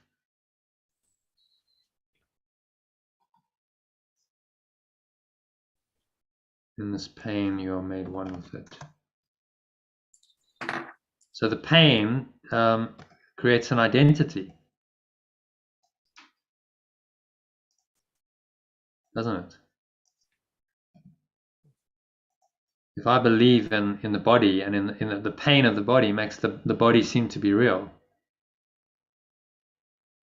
In this pain, you are made one with it. So your identity then becomes the body because of the pain. So you see why pain is useful to the ego. When I read that, actually, what I was thinking about this morning was about going through childbirth and how, you know, no one really talks about that pain, and yet it's on the scale of, you know, the pain, it's supposed to be the most painful experience humans can go through, isn't it? Is that believe it? Is that because well, there you go, see, that's a belief, because we're giving birth to this great big, you know, new form? Yeah, and you know, children are born in pain, says Yeshua. Born in pain, into pain. The whole thing's a, you know, quite a painful experience. Well, like only the ego could sponsor that. Well, I did decide that I wasn't going to have any painkillers because I decided that my body was built for this, and I'm an earth mother, you know, and I didn't have. I had 3 children. I had Gastonade with Boris because, you know, it's offered to me and I quite liked things like that. But the other 2, I just decided that, and I experienced the sensations and experienced the pain as a sensation, not as a, you know, something to be denied. It was something to be embraced. So then I, you know, I understood that it's a state of mind, a belief, isn't it? Yeah. But if you're told it's going to be really painful and dangerous, create problems, isn't it?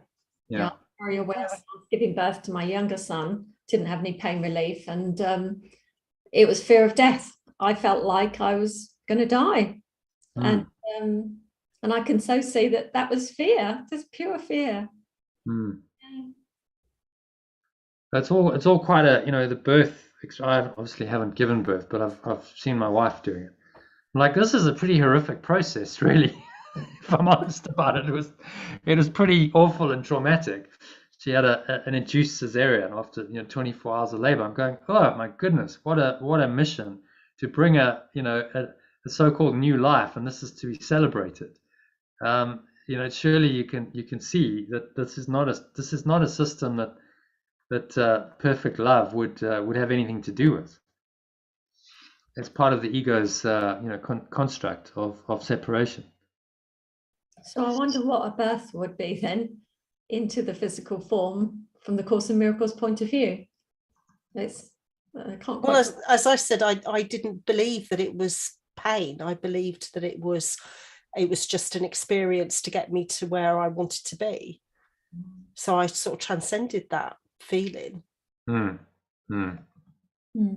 it was a you know, an experience. Not necessarily one I wanted to repeat, but you know. Yeah. Birth, people giving birth told that it's painless. Then yeah, exactly. If everyone said it. Everyone said that, then Well, there are I know there's people who do alternative birthing and, you know, underwater birthing and all of this, where it can actually be quite a nice experience. Pain free and, you know, very very relaxing. So again, the spirit can reinterpret it if necessary. But you know, the construct of coming into the world in the separate form and being born through a body, I mean, this is just bizarre. This is the ego. I mean, what else could sponsor it? This could have nothing to do with perfect love, which is just pure formless awareness. That doesn't need to take birth. It doesn't need form. It doesn't need any of this. So what's the purpose then? Isn't the purpose to have the experience, though? Isn't the purpose to have the experience of being in this? Yeah. Well, the ego's purpose is to separate. Yeah, but the purpose of us coming in to incarnate in the first place before, because when we very first came in as human, we didn't have karma because it was our first experience, wasn't it? No, of course we did. Why do you think we invented the world and this seemingly separate reality? to play out the karma from the. I thought we created karma as we progress in our life. The karma, it goes way deeper than that. This starts. Let me share my screen again. So where are we? Yeah, there we go. Let me just share the whole thing, shall we? So if you have a look at this, karma starts the moment you desire to be anything other than love. So that thought of separation, I could be something else, was the start of a system of karma, which is just cause effect. That's all karma means: cause and effect, action, reaction. The moment we have a thought of separation, it now kicks into effect all of the effects that we've seen played out in the dream world, including birth, death, the separate body, sickness, all of it comes from that idea of separation. And what Yeshua is trying to train us to do is see that all of the effects of an unreal belief must be unreal. That's all he's trying to do. It's so simple. So none of the effects, karma, really exist.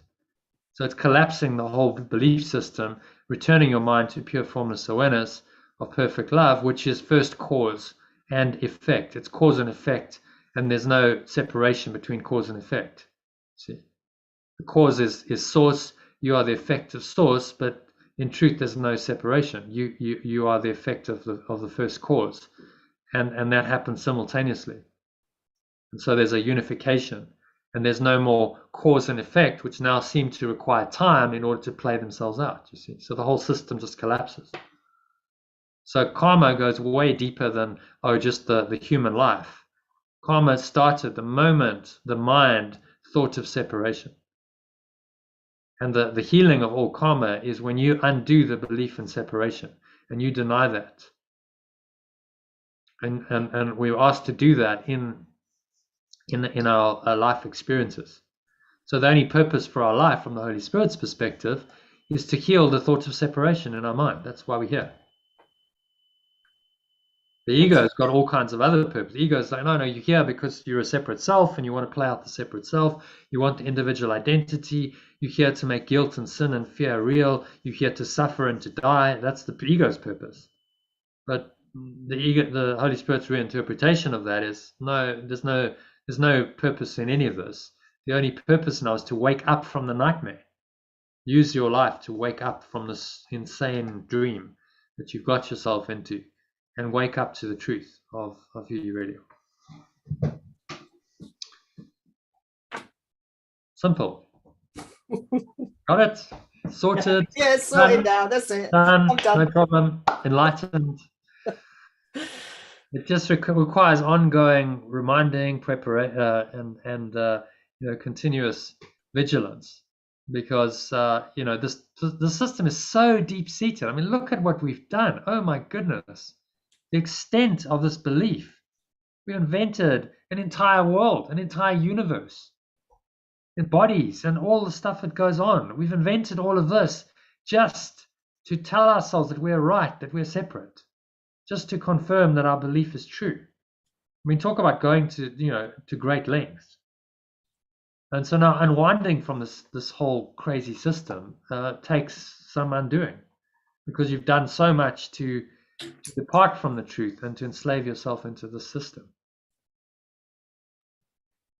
So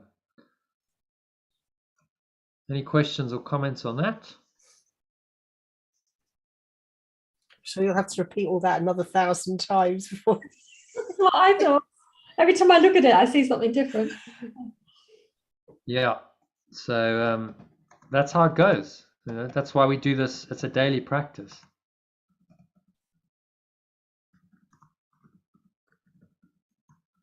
So we repeat it over and over, and each lesson is another look at it, isn't it?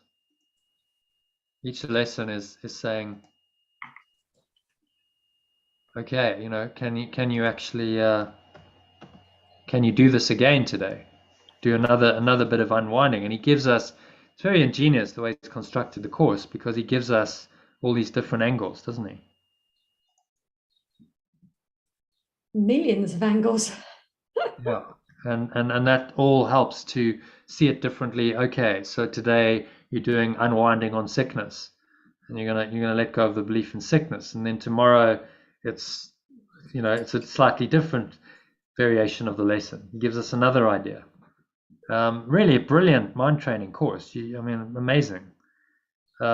Because it's not just one dimensional. He's giving us many facets to work on, to unwind this complex, seemingly complex thought system we call the ego.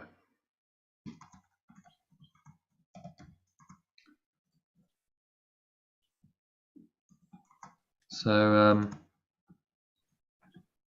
yeah, any comments or thoughts on that?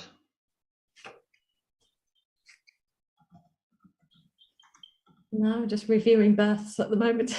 Trying to get my head around that. Yeah. Okay, so let's carry on then, shall we? Share screen. Just going to share that. Okay, so where are we?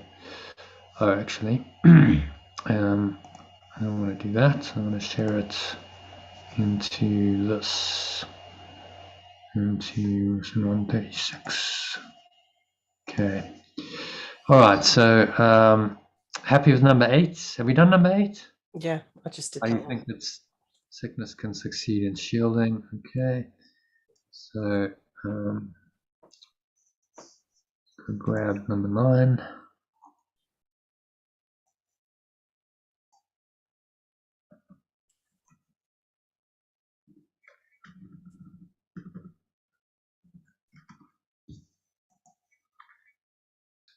Okay, so number 9, that's actually the translation. Grammar up here, number 9.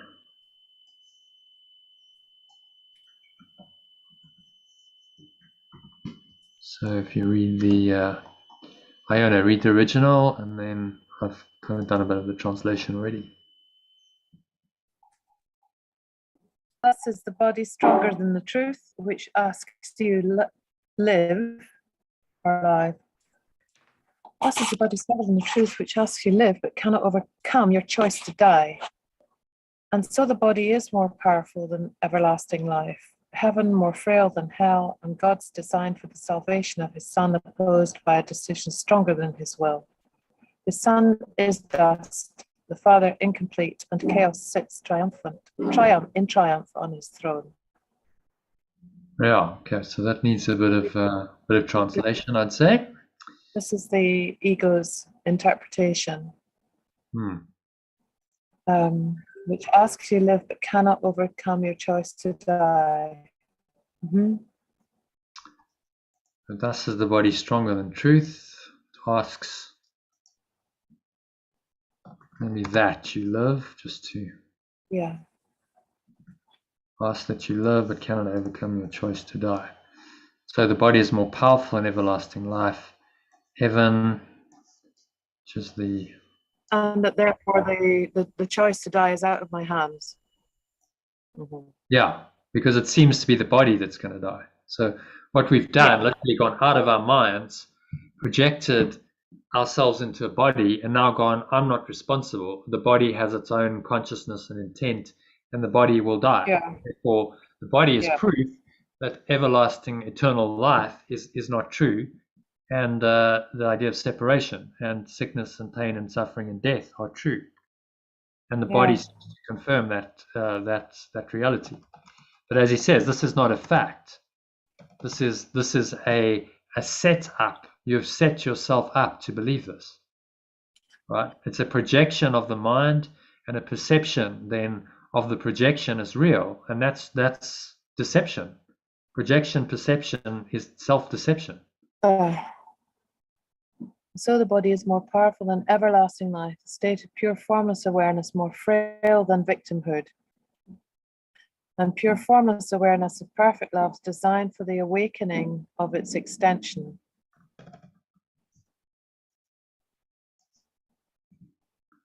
Designed for the awakening, opposed by decisions stronger than his will. Opposed. So ego's saying, no matter, Sorry. everlasting life, and the ego would have us believe that pure formless awareness is more frail, that it's designed for the awakening of its extension. Yeah. Yeah. Exactly. Designed for the awakening of these opposed by a decision stronger. The ego is still maintaining that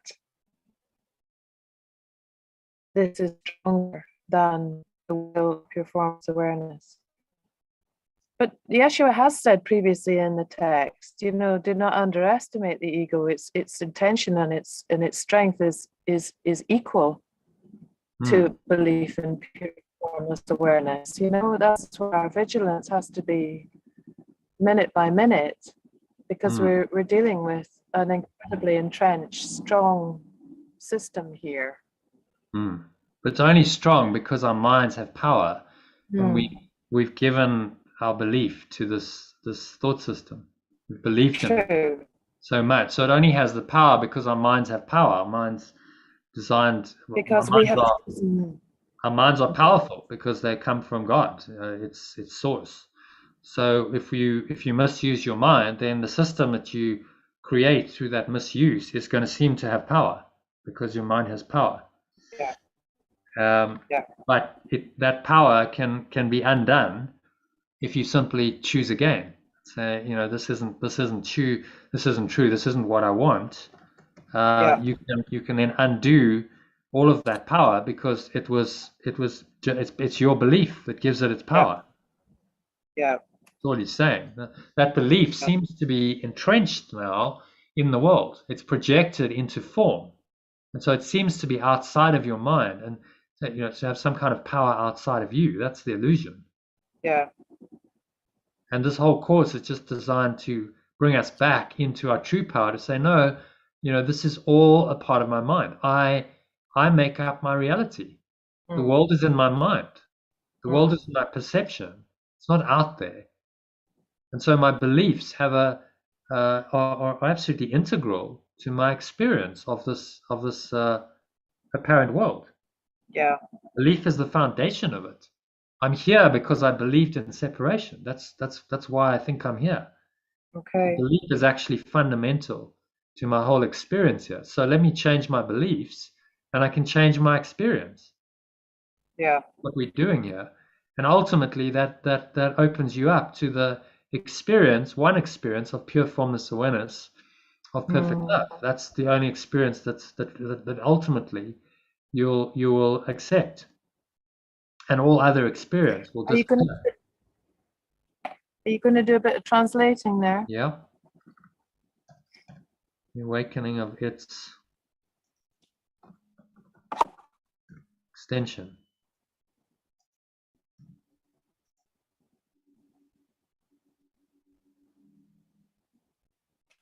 Posed by a decision stronger than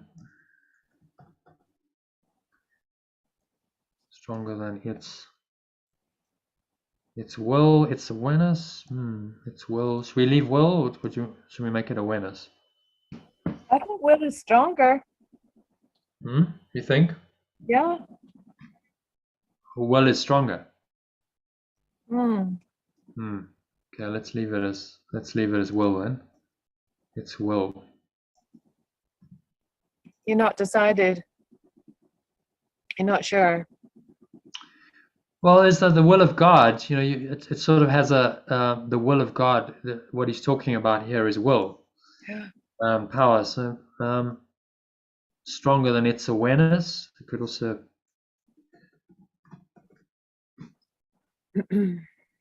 Why don't you read that? Read that from the top and just see. Read that from and so the body is more.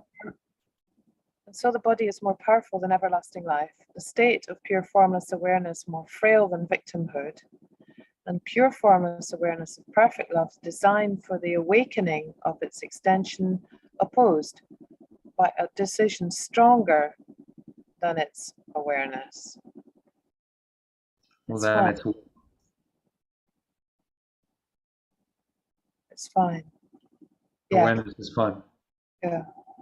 Stronger than its awareness. I suppose we've called it pure formless awareness. Awareness, so we'll refer back to its awareness. It's awareness. Yeah. Okay, awareness it is. And then its extension is dust. The source incomplete.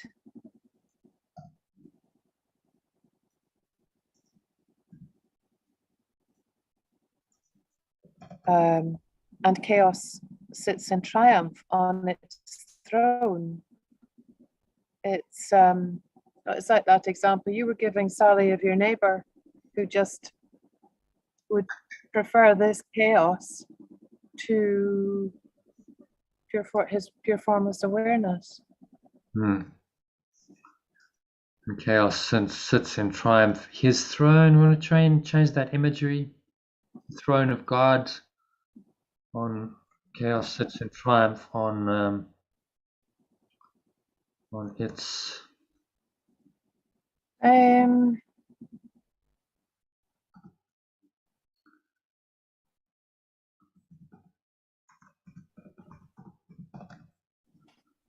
True identity, maybe. Chaos sits on its. Chaos sits in triumph on its. It's in triumph on its reality, maybe. What do you think? On its reality, in its reality.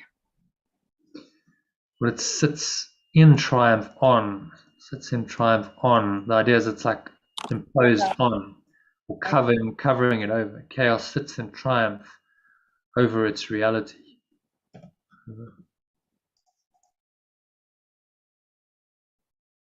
Chaos sits in triumph. Chaos and the throne. The sits is related to the throne imagery, isn't it?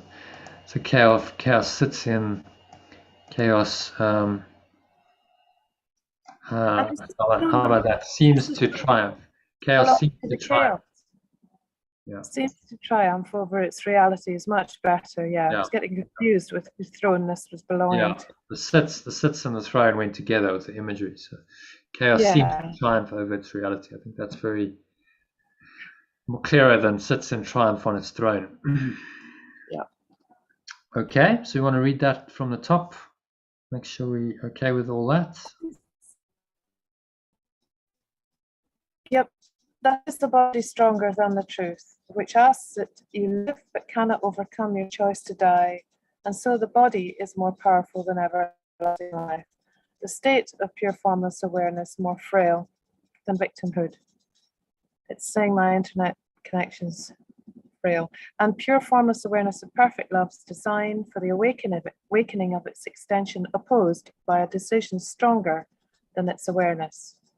Its extension is dust, the source incomplete, and chaos seems to triumph over its reality. Yeah. That reads what? Yeah, I think that does. I think the translation is smooth, which is what we want. Okay, so any thoughts on that? I'm going to give a little summary of that. The ego is saying that the body is stronger, that you do not have your ultimate choice in when to die. It's the body that's in charge, that the body is therefore stronger than everlasting life, and that pure formless awareness is more frail than victimhood. Yeah. Yeah. And this is all evidenced by the body and the sickness. Can you see why sickness is such a useful tool for the ego? To confirm that its entire thought system is real and a great defense against the truth. Which is why why he's saying earlier, the sickness is just a defense against the truth. Okay, so moving on to number 11. Yad. God knows not. We haven't done number 10 yet, have we? Oh, did I skip up 10? Sorry about that. I'll point it out there. 9, 10, okay, so 10. Such as you're planning for your own defense. Such as you're planning for your own defense, and you believe that heaven quails before such mad attacks as these, with God made blind by your illusions, truth turned into lies, and all the universe made slave to laws which your defenses would impose on it. Yet who believes illusions but the one who made them up? Who else can see them and react to them as if they were the truth? Okay. Let's just do a little translation of that.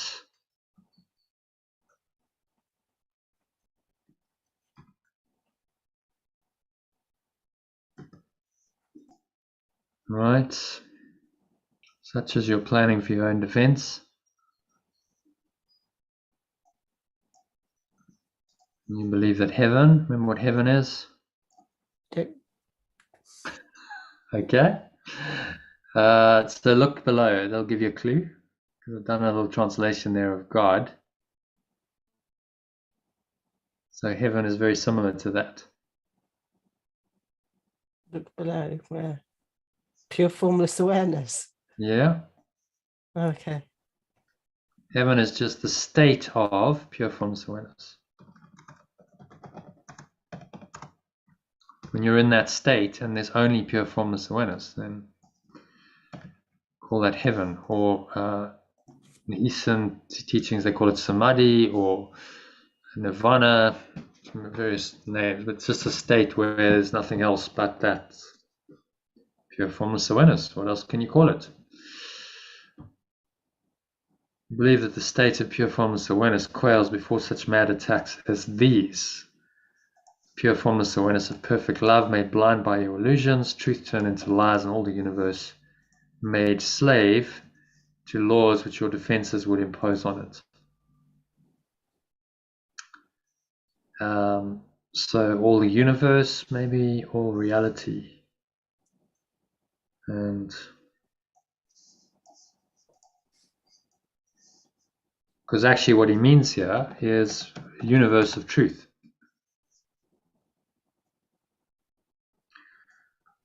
And all reality made slave to laws which your defenses would impose on it. Happy with that translation? Mhm. Yet who believes illusions but the one who made them up? Who indeed? So who believes this? Who suffers? Who's sick? As I said, I think you might have missed that session. Yesterday I was talking to Sally. There was an enlightened sage called Ramana Maharshi. And he just got people to the truth through a simple inquiry. Someone would come to him and they say, "Oh, you know, Guruji, I'm suffering," and he'd say, "Who suffers? Who suffers? Who's sick?" And if you really question that and you're honest with your questioning, you start to see there's an illusory self that's suffering and that believes it's sick. So as Yeshua says here, who believes illusions but the one who made them up? It's all part of the self-concept.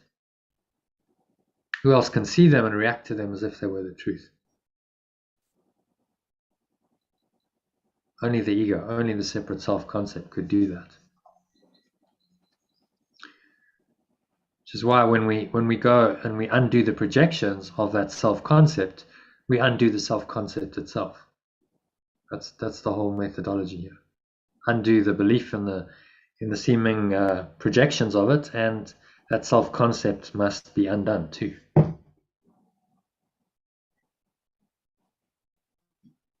Okay, you want to give a little summary of that?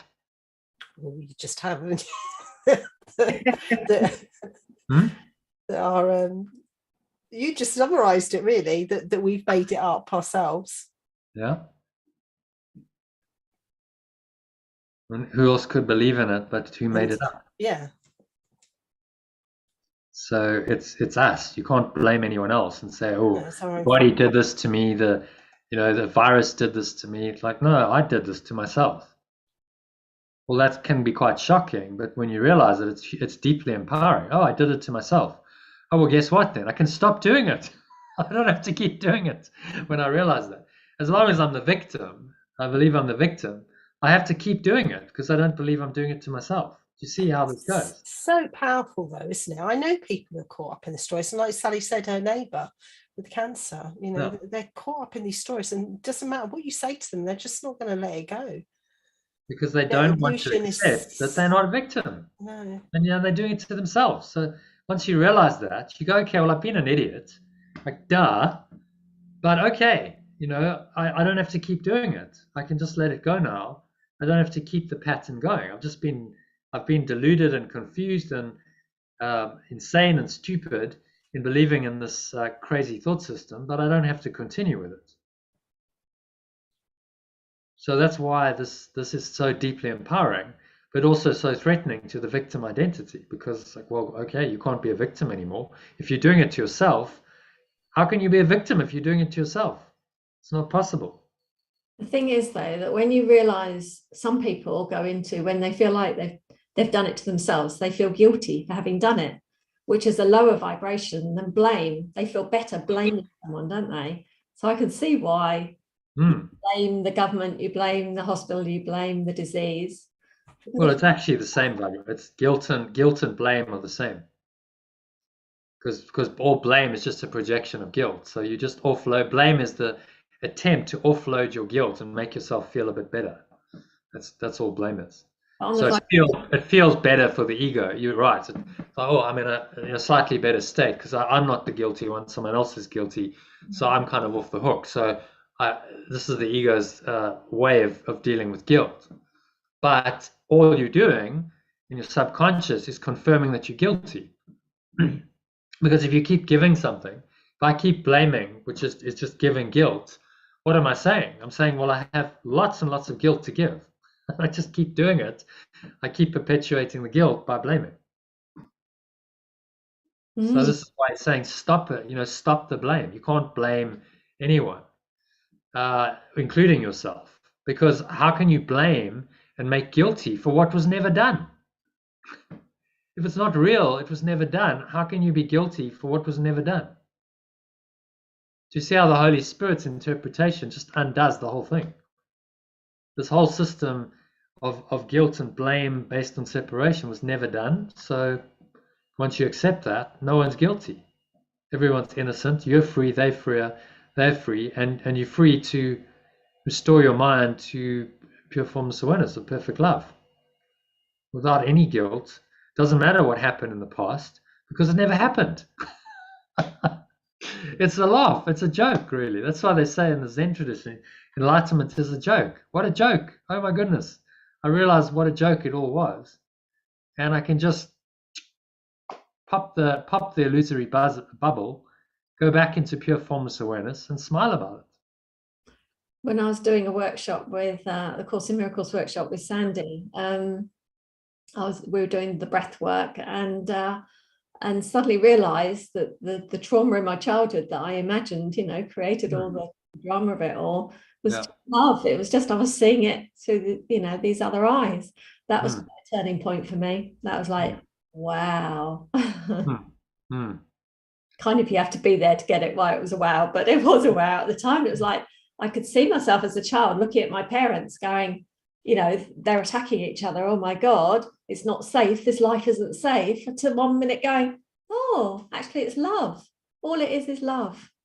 And that was like, oh, okay. Not that I completely unraveled it all yet, but cool moment. Yeah. Well, these moments of insight come. You go, oh, I'm actually seeing through the veil of illusion to the truth.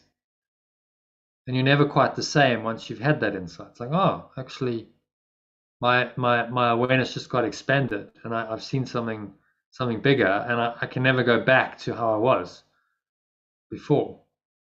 So the ego will defend against any kind of insight. This is why people can be so stubborn. You go, well, how can you not even be open? Someone's got cancer and you're suffering, you don't.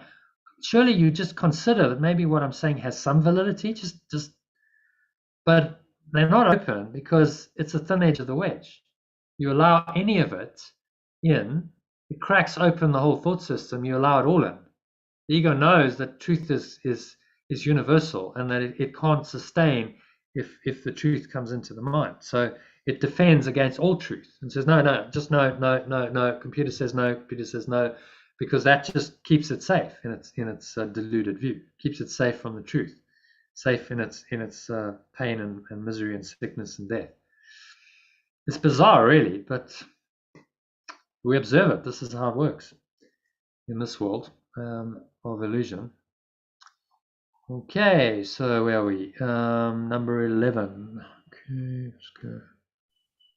Control Z, okay, Control X, and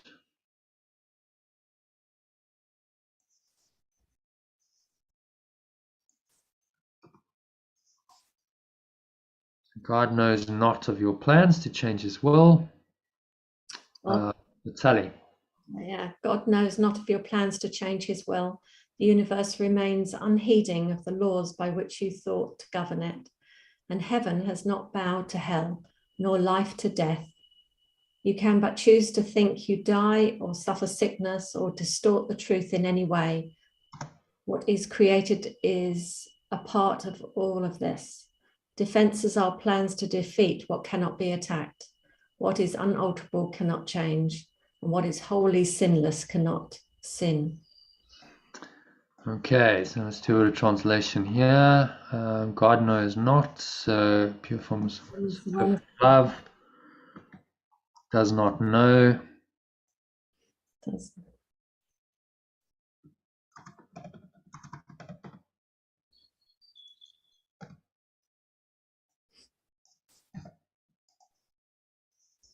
Not know your plan to change his will.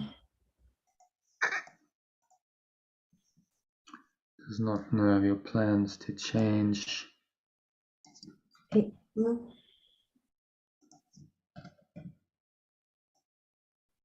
universe remains unheeding of the laws by which you thought to govern it. And heaven. We translate will as awareness because we did that previously. Okay. To change its awareness, because that's really what we're doing. We're changing its awareness, aren't we? Yeah. From pure formless awareness of perfect love to something else. Mm. The universe remains unheeding of the laws by which you thought to govern it. So, reality,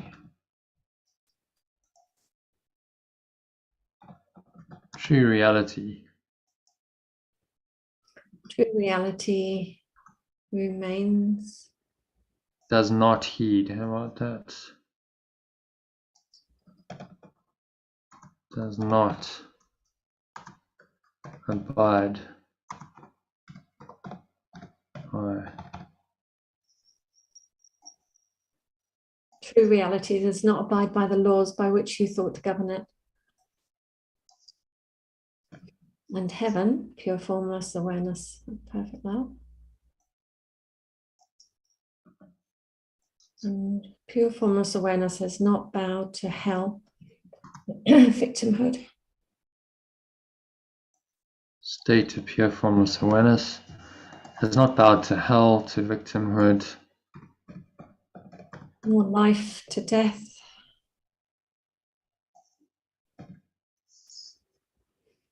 You can only choose to think you die or suffer sickness or distort the truth in any way. What is created is apart from all of this. Defenses are plans to defeat what cannot be attacked. What is unalterable cannot change. And what is wholly sinless cannot sin. No, created, extended. Yeah, what is created. So what is it's really referring to to this eternal beingness. So what is eternally true? How about that?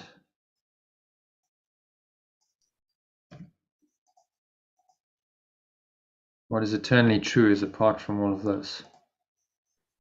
I think that's good translation of created in that context. Defenses are plans to defeat what cannot be attacked.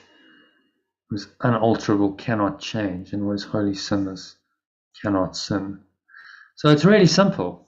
What he's saying, it's a simple truth that none of this can be true, and the eternal truth remains. All of this, the mad defenses and sickness, this is all going on in a part of our mind that's not true, that's not real. The construct of the illusion in which we're experiencing is not real, and the whole thing can be given up, and we can return to awareness of true reality, pure formless awareness of perfect love, anytime we choose. Because that's still the reality. This awareness is still there, and it is not affected at all by anything that's going on in the dream world. There's the very essence of this course, right here in the sentence. What is eternally true is unalterable and cannot change. What is wholly sinless cannot sin.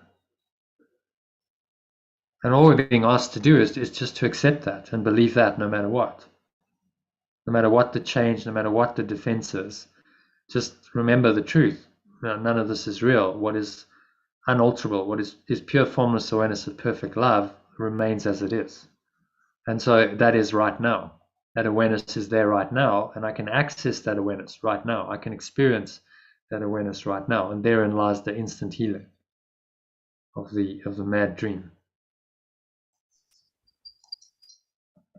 Okay, any thoughts on that, Sally? No, come out of victimhood, go into pure formless awareness of perfect love. Yeah. And it's nice that it's constant, isn't it? That constant energy. Pure formless awareness always feels really strong to me. It's not got the highs and lows. So I really like that, the consistency, the constantness of it. Yeah, exactly. It goes beyond energy, because energy fluctuates. Energy is a pulsing field. It's just a pure state of awareness that never changes. That for the ego is unfathomable, because its whole conception is based on change. Without the idea of change, the ego could not exist. So it cannot understand this eternal, unchanging nature or state at all. But there's a part of your mind that can, that knows that this is the truth. That part, that remembrance, is the Holy Spirit that will remember it for you and accept it for you. Okay, happy to move on to number 12. Where do emotions come into this then? If there's only love, does that mean all the other emotions are an illusion? Yeah. As basic as that, isn't it? Yeah. An emotion, look at what the root of the word. Yeah, it's energy and motion, emotion. Energy. So it implies a motion, a movement. Well, movement and changelessness don't go together. There's no movement, there's no change in the state of pure formless awareness. It's not an emotion, it's a state of being. So love, peace, joy, you could call those emotions, but they're actually states of mind, states of being that are how we describe this state of pure formless awareness, because we've got to call it something in this world. A deep peace, an unconditional love, a transcendent joy. These are words that we use to try and describe this state of mind that is actually beyond emotion. Emotion is all about fluctuation and change, and so the ego sponsors the emotions of this world very eagerly, because there are fluctuations and apparent changes that cover over the truth of pure formless awareness. So any emotion is egoic by definition, because a state of being does not change. So there's no motion in it. You could call peace and love and joy emotions, but I think you need to be accurate in your descriptions. It's better to call them a state of mind or being, because they're eternal and they don't change, they don't fluctuate. All you're doing is tapping into what was always there. The pure formless awareness of perfect love has always been there. You denied it, but it's always been there and remains there. Now your mind taps into it and experiences it, and it seems like, oh, that's something that's changed.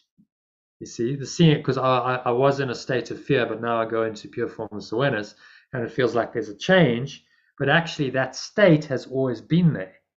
And the change was the apparent fear and anything else that the ego invented. That was the change that covered over pure formless awareness. So now, because you've got rooted in the reality of the change, it feels like change when you shift and you transform your mind and you go into pure formless awareness and you experience that again. It feels like a shift and a change and a transformation. And actually, your mind's just restoring itself to what it always was. That's what's really happening. You're returning to the changeless nature that was always there, the changeless reality. And it feels like change because you have to then let go of the ego. That's really helpful. Thank you. Because it felt to me as though, or it feels to me sometimes, that you can have peace egoically and you can have peace as a state, that somebody can say, I feel peaceful, but it's a changing state. But when they go into the true state of peace, it's this constant, it's always there, it never goes away, it's always in the background, they've just lost the awareness of it. Well, it's the I am presence, isn't it? I am peace, I am love, I am joy.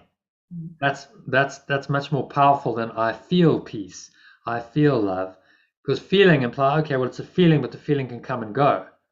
But I am it is now a statement of truth and permanence.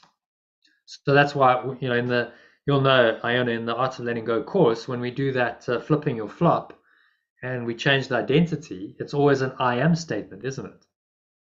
It turns around from I'm a victim, because that's what I believe, to I am love, I am peace, or I am power, because it makes it okay. I'm confirming the changeless reality of that. That's not a feeling.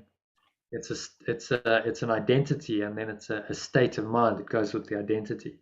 Which is why in the Bible, you know, the oldest name of God is I am that I am. I am, the great I am presence. It's a good reminder of these values, that, you know, this blueprint for the higher self that was part of the exercise, and then the great way to start each day plugging into the morphic field. You know, breathing in, I am courageous. Breathing it in, connecting, vibrating with quality, with that quality. It's very powerful. Thanks for the reminder of that again. Yeah, because you tap in, you say, I am love. You tap into the underlying state of awareness that's always been there with that statement. And so then if you do it really well, you feel that. You can't help but feel that there's a presence arising, and then we go, oh, that's change or that's shift. But you're actually just restoring your mind to its natural state. Right. It's always there, and removing the blocks to that awareness. That's all you're doing. You're not really changing. You're changing the change. You're undoing the change that the ego seemed to create to cover over that state. So it feels like change to us in this world. We call it transformation. But actually, you're just restoring your mind to what it's always been. Is what's really going on. Okay, so moving swiftly on to number 12. Such is the simple truth. Iona, if you can read that for us, please. Such is the simple truth. It does not make appeal to might nor triumph. It does not command obedience nor seek to prove how pitiful and futile your attempts to plan defenses that would alter it. Truth merely wants to give you happiness, for such is its purpose. For such its purpose is. Perhaps it sighs a little when you throw away its gifts, and yet it knows with perfect certainty that what God wills for you, you must receive. You must be received. It's funny that it gives a little sigh. It's like this sort of long suffering. Oh, there you go again. Other illusion. Okay. All right. All right. You want to do that? I know you'll come back, but off you go then. I'll wait. Yes. I'll wait I'll always be here. So, you know, when you're ready to come back, then I'll be here. Yeah, nice image he's got there. Yeah. So maybe a wee bit of rejigging some of the sentences. Simple truth. It does not make appeal. It does not it does not make appeal. I think it just does not appeal. You don't really need the make, do you? It does not appeal to might or triumph. Exactly. It's not seeking accolade. It does not appeal to might or triumph. Mm. Not appeal to might or triumph. It does not command obedience, nor seek to prove how pitiful and futile your attempts to plan defenses that would alter it. So it doesn't criticize or undermine or attack, with, oh, you're so dumb. Yeah. So when you catch yourself saying, "Oh, stupid, you idiot," that's ego. Yes. Self-flagellation, self-blame, Yeah. which perpetuates guilt, which then keeps you away from the pure formless awareness of what of the truth, which is that you are innocent and perfect. Yep. Truth merely wants to give you happiness, for such is its purpose. Yeah. We'll seek to prove how pitiful and futile your attempts to plan defenses that would alter it. Such its purpose is, such is its purpose.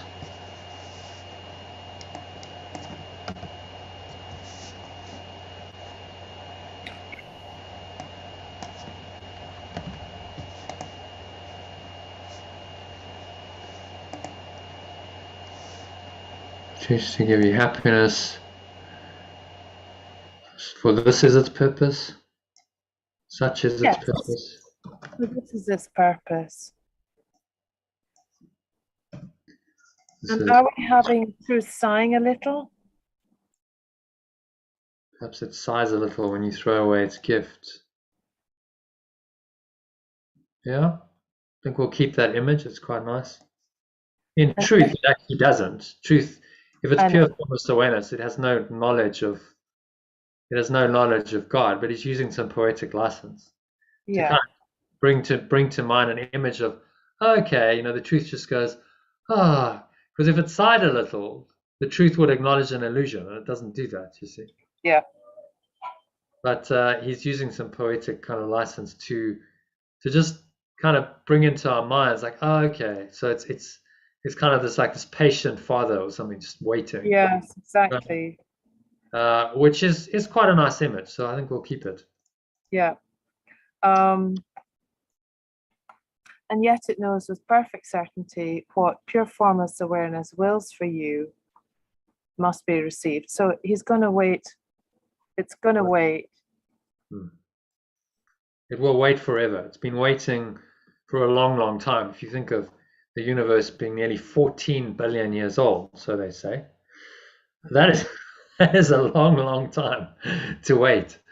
But what's time in eternity? It's nothing. So it will wait until every single mind that seems to be lost in this dream world is ready to hear its call and return itself to this awareness, which is grace. It's like, well, it doesn't matter what you think you've done, how far you think you've departed, what madness you've miscreated.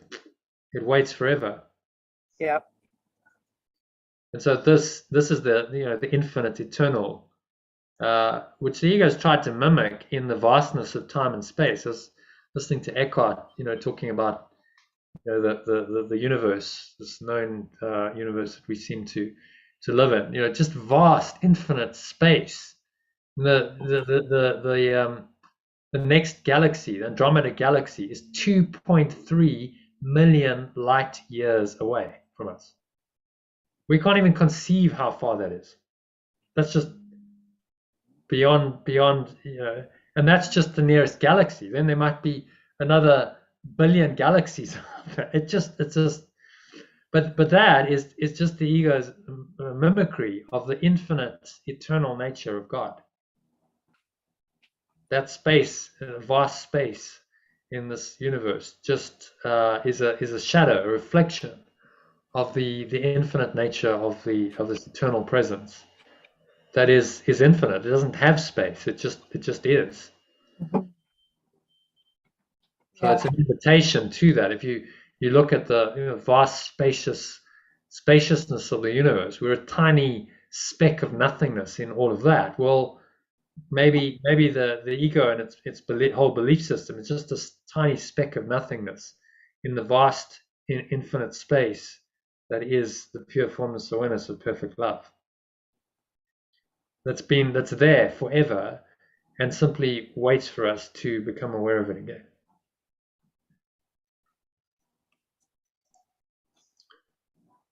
And we must receive it because it's true, because it's our true awareness, without which there could be nothing, without which there would be no existence.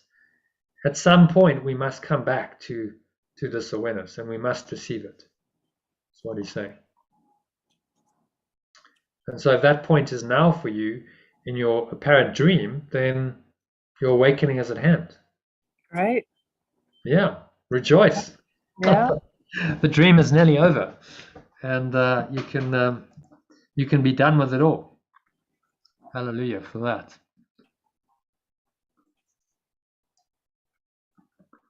And if you're truly in your right mind, you go, well, bring it on. Why am I waiting? Why would I delay 1 instant? Well, I could have pure formless awareness of perfect love, total bliss. Compare that with your daily experience here. I mean, come on. Why would you choose this instead of that? It doesn't make any sense, does it?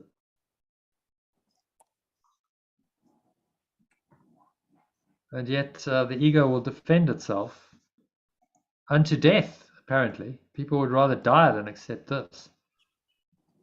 Truth. Okay, so moving on to number 13.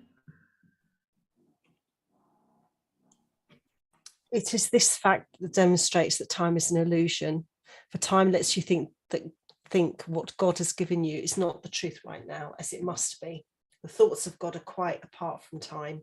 For time is but another meaningless defense you made against the truth. Yet what he wills is here, and you remain as he created you. Okay, let's translate that. Right, so pure formless awareness Of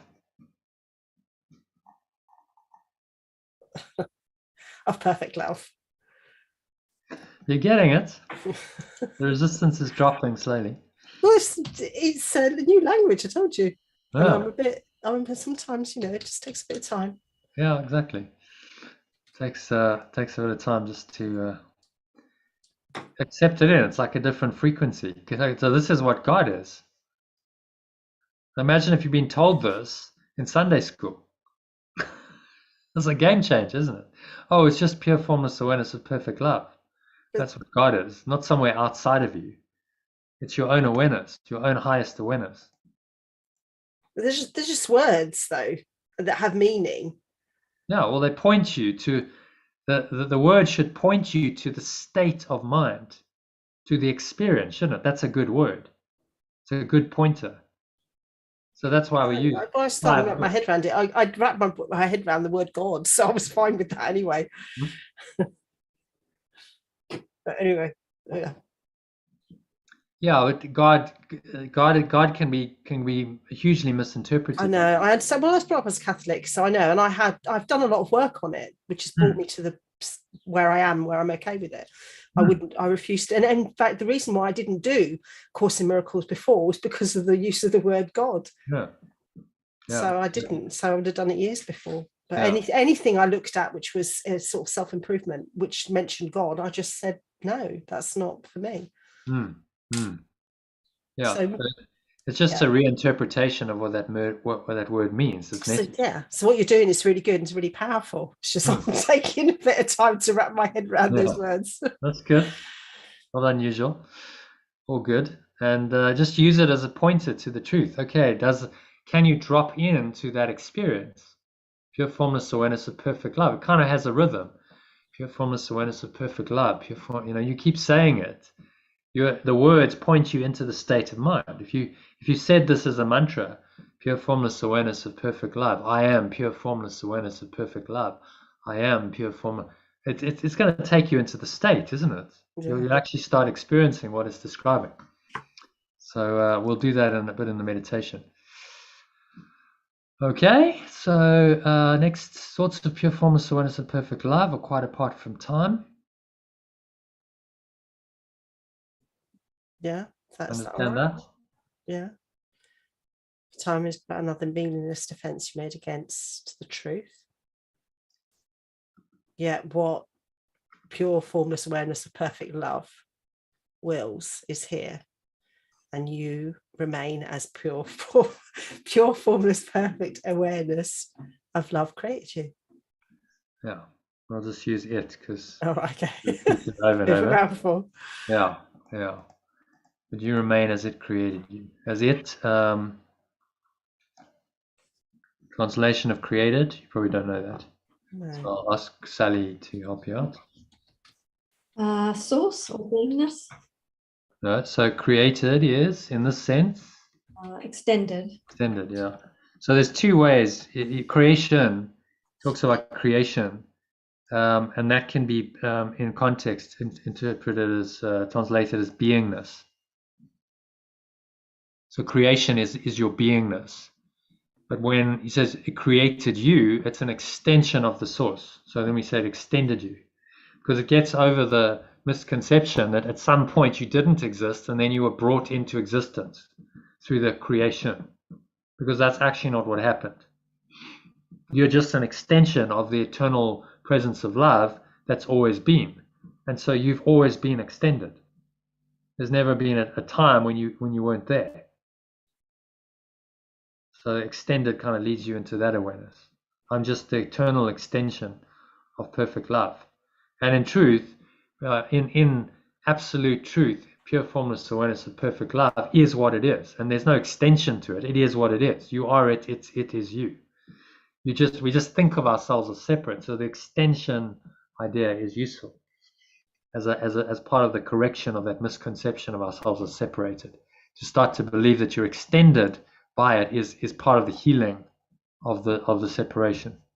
It's kind of a halfway house to the eventual realization, I am this awareness. I am pure formless awareness of perfect love and nothing else. And there is no separation. There is no distinction. There is no extension. It's just one awareness, and I am that awareness. That's the enlightened state towards which we're being directed through these lessons. Okay? Happy with that? Can you give a little summary of paragraph 13? No. Brain dead. Well, let's give it a go. No, you just said it. You just summarized it. Okay. Yeah, I know, but the whole point is you do it, because Yeah. then you know. Well, just If I do it, words. then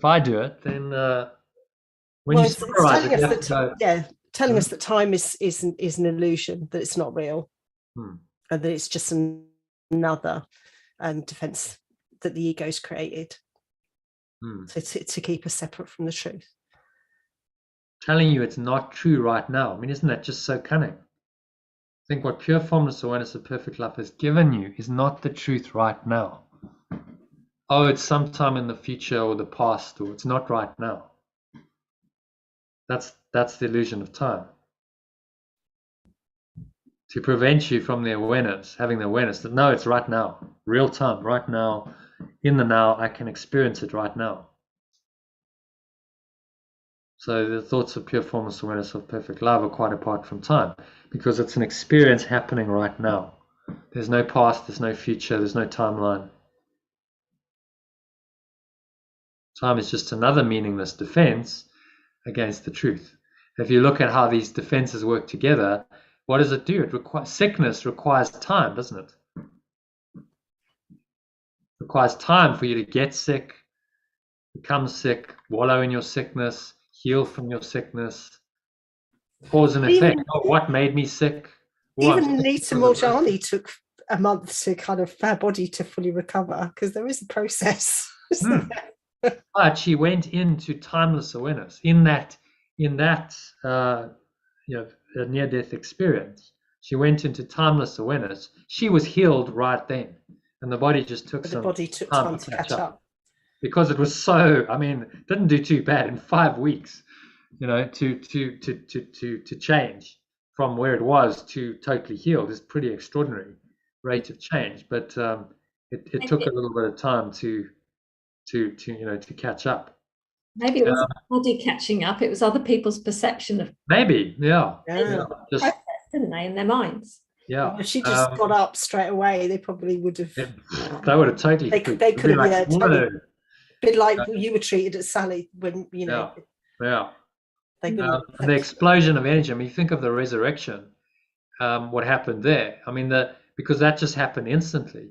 The amount of energy that released into the quantum field was extraordinary. It was like, that's why there was that light, and the stone got thrown away, because the energetic like impact of the mind coming back into the body and you know, bringing it back to life was enormous. So if it had all happened instantly, it might have just blown the whole hospital up. It's like, they probably would have ended up persecuting her for being an alien or a witch, like, or something. Yeah, you know, it's like too freaky. Suddenly, you know, you just massive like smoke, and like, okay, now she's all healed. But who knows? You know, maybe it can all happen without that drama. Apparently, Yeshua, you know, it's recorded in the Bible, he would do instant healings. It didn't take weeks, days. Someone had leprosy, like their body is really in a state of decay. Be like, you know, instant healing, and they're fine. So, you know, we can't verify that independently that happened, but apparently it happened. So it is possible, like instant. You know, it would have been so interesting to observe, like what actually happened. You know, was there some kind of energy that you saw?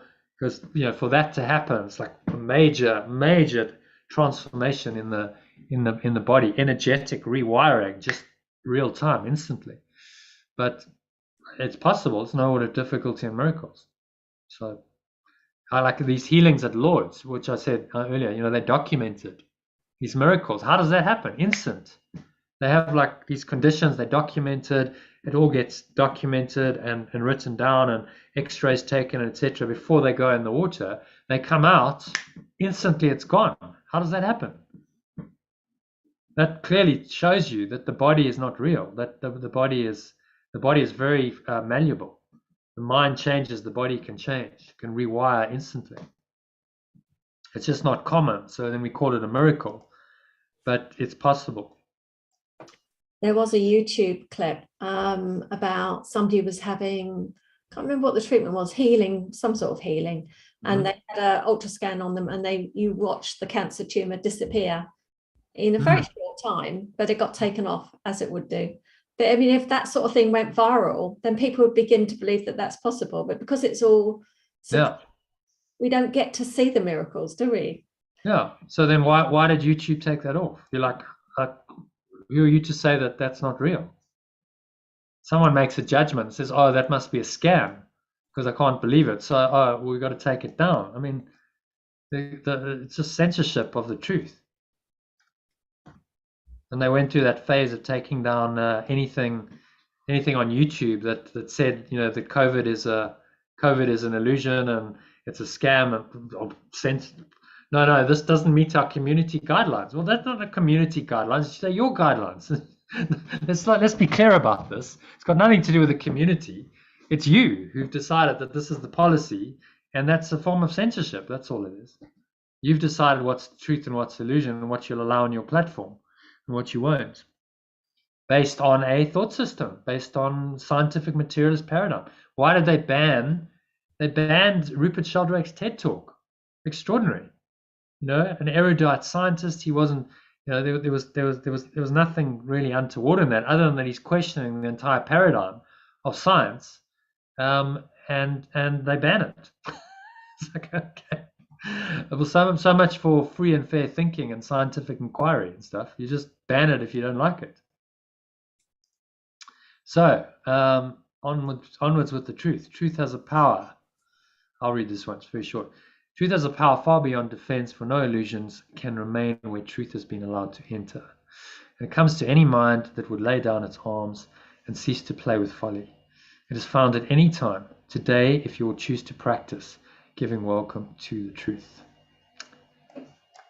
Okay, so any translation there maybe? Truth is a power far beyond defense. Goes where truth has been allowed to enter. That's fine. Comes to any mind that would lay down its arms and cease to play with folly. I think lay down that would let go of its defenses is better, don't you? Because that's what he means.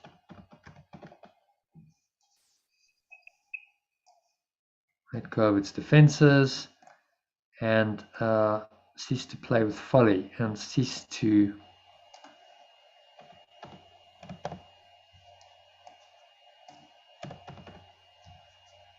how about stop its folly? I think that's more direct.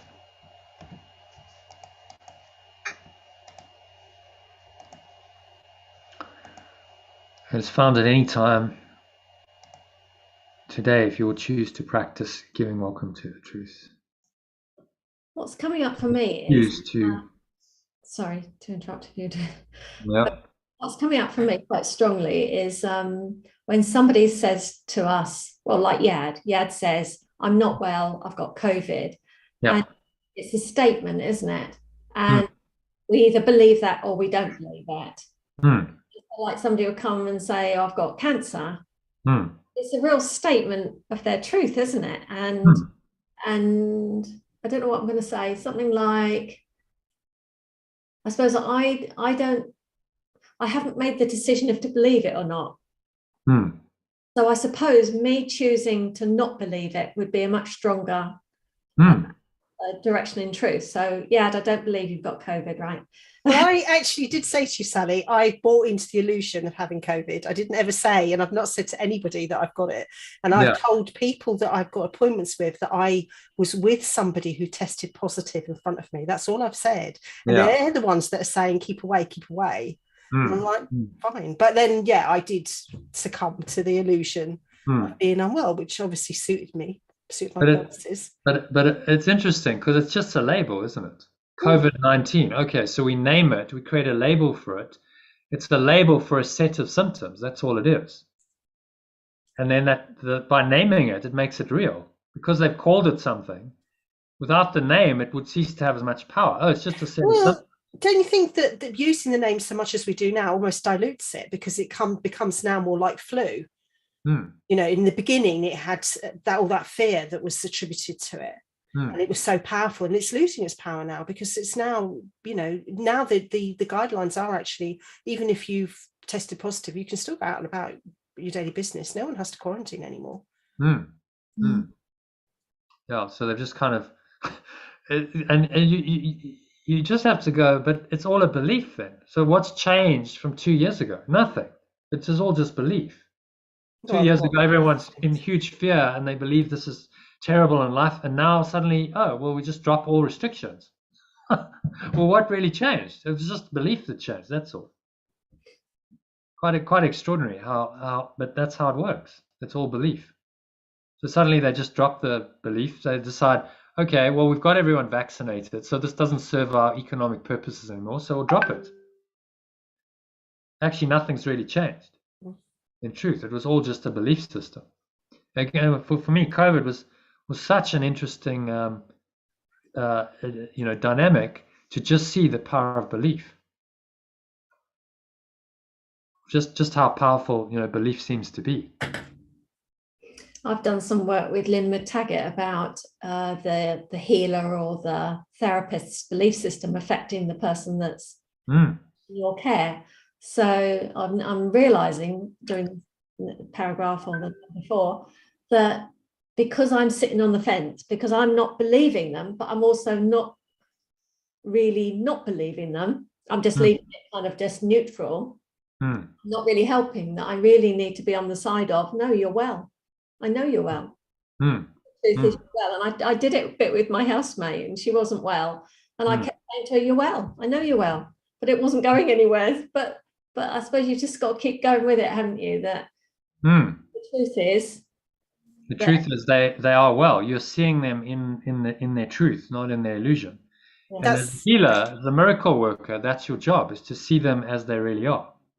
It's funny because I can see them well, but my terminology is kind of sitting on the fence.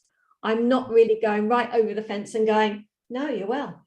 I see you well. No, you're well. I'm thinking it, but I'm not really 100% in the camp of you're well. So, all right, thank you. Yeah, got there. Well, why is That's that? how Jesus did it, though, isn't it? Jesus saw everybody as fully healed, and that's how. Yeah, and people in those days, they didn't have this medical model that we have now, so they believed. They had much more faith. And he said, I haven't done anything. It's your faith that's made you well, because it was their belief. He just held the frequency. I see you as well. I see you as who you really are. And because of the whole Messiah thing around it, they really believed. And then because their belief was so strong, that's what healed them. And he goes, I haven't done anything. It's your own belief. And people go, oh, you're so powerful. Well, all he did was he held that unshakable frequency. He said, I am the source, I am the life, the way, the truth, and so are you. And I see everyone, no matter what their parent condition is, even if they're dead. Lazarus, I don't see him as dead. He's not dead, really. I don't see that. I see that he's eternal life. And so I can bring that into manifestation because I know that's true. I think he went beyond belief. It wasn't belief anymore. He just knew. It's like an absolute knowing. And from that knowing state, the healing then just happened. I don't think he even knew how he healed. It just happened.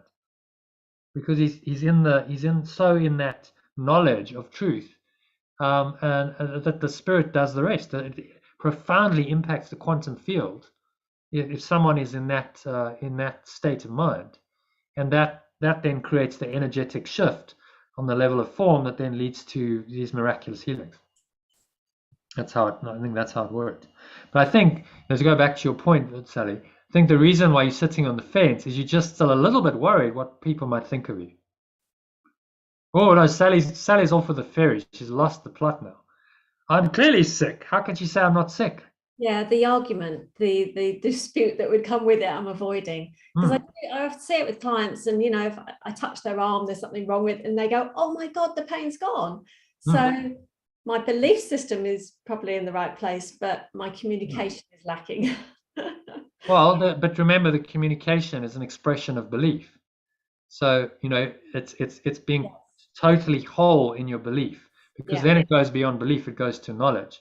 So Yeshua had no doubt, and he just spoke it freely. There was no holding back with him. He was like, "I'm in it. Arise, awaken," and he had no doubt. And so that's why those miracles happened. He wasn't shy to talk it, to express it either, which is ultimately why he got crucified, because he just spoke it freely, and it was a truth the ego didn't want to hear. So to really be it, you speak it freely. It's like, I'll just say it, and then it's up to the person to accept it or not. Yeah. That's what it says in the manual for teachers, doesn't it? It's that not to doubt the fact that you've sent it, not to doubt the fact that it's been received, but it's up to the person who's receiving it to accept it or not, and that's down to them. The time frame's down to them.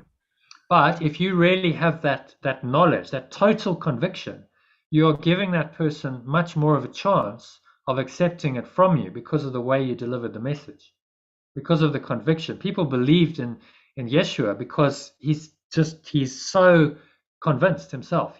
They can see this guy's walking the talk. He absolutely knows this. And so that then breeds the conviction in them. If you're a little bit, okay, well then that transmits. The message isn't being delivered with the kind of conviction that maybe could help that person to believe. And because we're one, they are me. So it's like scared. They're a projection of your mind. Yeah. So they mirror. If you have a lack of belief, then they mirror that. Oh no, Sally, what are you talking about? But if you totally in your truth, and you say it with, not in a nasty way. You say it appropriately, but you say, no, you know what, gently, kindly, with love, loving kindness. I see you as healed and whole, and that's your true nature. And when you say you're sick, you're actually denying who you really are. And I can't accept that, because I know who I am, and who I am is who you are. So namaste, I see you as you are, in your truth and in your power. And if you said it like that, I mean, surely would have an impact on someone. They go, wow, okay, that's some pretty profound, words you just said there. Even if my ego is resisting it, there's something that's landed there. If there's any resonance with them, that kind of approach should open them up a bit to maybe a conversation, to maybe then the Holy Spirit uses that holy encounter for further healing, to lead them on a path, which could then lead to their ultimate healing. You just don't know, but speak it in truth and absolute conviction that it is true, because it is the truth. I've been playing with the neighbour. I've been saying it to him. I keep saying to him, "I see you well." Yeah, great. I'll practice it. Yeah, I'll just do it. Yeah, because as you act, so you believe. So the most powerful affirmation of belief is action. You say it and you do it over and over and over again, and that's how, in your own mind, you then teach yourself, yes, I absolutely believe this, and it goes from belief, which is still in the perceptual realm, to knowledge, and that's what he's trying to accomplish with this mind training. You go from I believe it. That's a good starting point. I start to believe it. I believe it more. To ultimate conviction of that belief is knowledge, because then there's no doubt anymore. When there's no doubt, then it's transformed from belief into knowledge, and then you're at the gates of heaven, to use the metaphor of the Course. You're ready for the final step of God, which is the letting go of the body, and you just merge back into that pure formless awareness, which is knowledge. Okay, all good. Happy with number 14? No illusions can remain. Comes to any mind. So just a call. What I like about what Yeshua's doing is it's really a call to action. He's saying, no illusions can remain where truth has been allowed. This is powerful. Remember this. Comes to any mind that wants to let go. So just by desiring this, just by saying, yeah, I really want to let go of my defenses and stop fooling around in time and space with these illusions. Stop its folly. It can be found now. I can experience this right now. If you will choose to welcome the truth right now. Really a call to, do this now. Which is the focus of these lessons. Do it now, and then he gives you a practice to do it. Okay. So let's go to number 15. This is our aim today.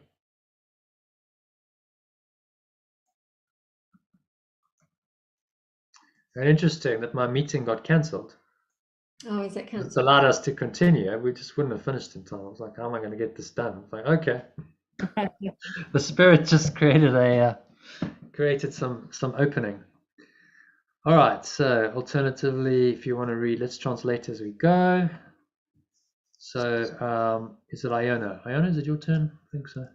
This is our aim today, and we will give a quarter of an hour twice to ask the truth to come to us and set us free. And truth will come, for it has never been apart from us.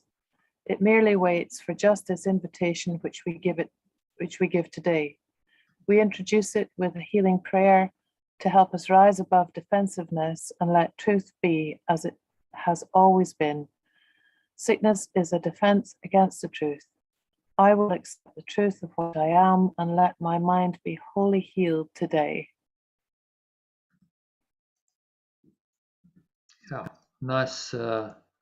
These are really affirmations, aren't they? He's giving us an affirmation every day to just affirm the truth, because as we say it and we say it and we repeat it over and over, we start to believe it. So again, powerful mind training. He's using what we know works in terms of learning and mind training techniques. Affirmations are very powerful. Yeah. You're saying, sickness is defense against the truth. I do accept. How about I accept? Yeah, I accept right now. I accept the truth. That's much more powerful. I accept the truth of what I am and let my mind be wholly healed today. Let my mind be wholly healed. How about right now? Not even today. It's like right now. Let my mind be wholly healed right now. Yeah.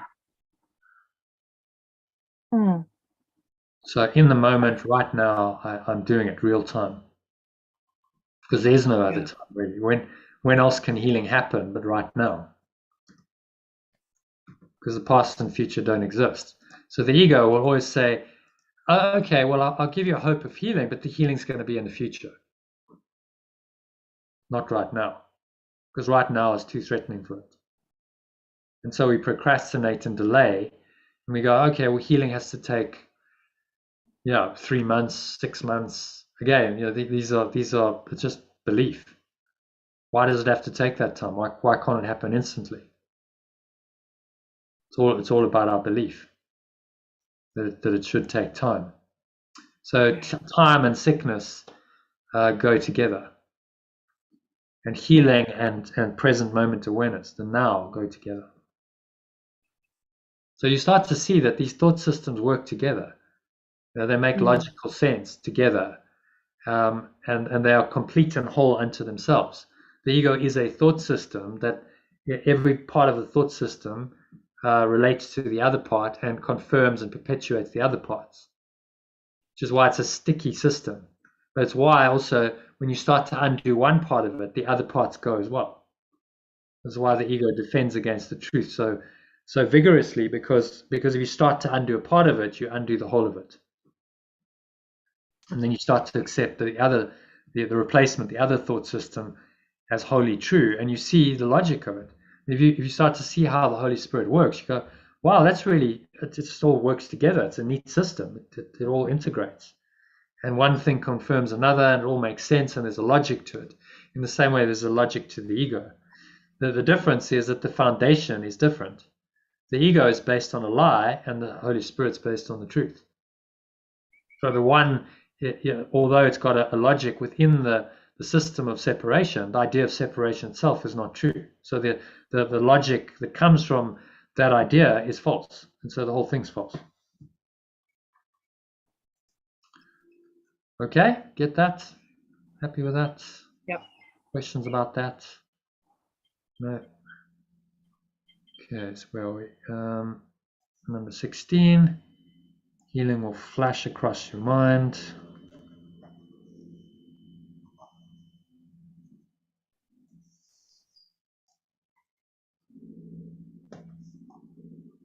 Let's just translate it if we need any translation. So, Sally, I think it's you. Can you kindly read that for us? Do it, Yad. Sorry, is it me now? I thought it was you. Yeah, healing will flash across your open mind as peace and truth arise to take the place of war and vain imaginings. There'll be no dark corners sickness can conceal and keep defended from the light of truth. There'll be no dim figures from your dreams, nor the obscure and meaningless pursuits with double purposes insanely sought remaining in your mind. It will be healed of all the sickly wishes that it tries to authorize the body to obey. Okay, so I've just changed light to awareness. No dim figures, no obscure and meaningless pursuits with double purposes insanely sought remaining in your mind. It will be healed of all the sickly wishes that are trying to authorize the body to obey. Dim figures from your dreams. So he's talking about other people, all the obscure and meaningless pursuits with double purposes insanely sought. So you won't really make these figures real if you have sick figures in your dream, and they're obscure and meaningless pursuits with double purposes insanely sought. You simply don't acknowledge that reality. So I see you as well. I don't see your obscure and meaningless pursuits with double purposes insanely sought. And so take that chap who's got cancer. It's an obscure and meaningless pursuit that he's after with double purpose. So he wants to heal. Apparently he's going for treatment, but actually in truth he doesn't want to heal. He wants to keep the sickness. He wants to heal, he wants to survive, he thinks, but actually he wants to die. Double purpose, insanely sought. And you just don't believe any of that anymore. You see through it all, and you see the truth beyond it, that actually he's healed. and all of this is just this figure and all of its meaningless pursuits and its double purposes, insanely insought, is an illusion. It's part of the dream, and you cannot give it any reality in your own mind. But that's the conflicting beliefs, isn't it? He wants to die because he's tired of his wife and he doesn't want to live with her anymore, but he can't bring himself to leave. But he wants to stay alive for his children, the boys. Yeah. So you Double can purpose. see the purposes of it both. He wants to live, but he wants to die. Okay, well, make up your mind. What do you want to do? And the confusion, as long as there's no clarity, well, the ego's in charge and actually he's choosing death, even if he doesn't consciously do that. Because the choice for chaos and insanity is the choice for death. So unless he heals his mind, he will die, because that's actually what he wants, underlying it.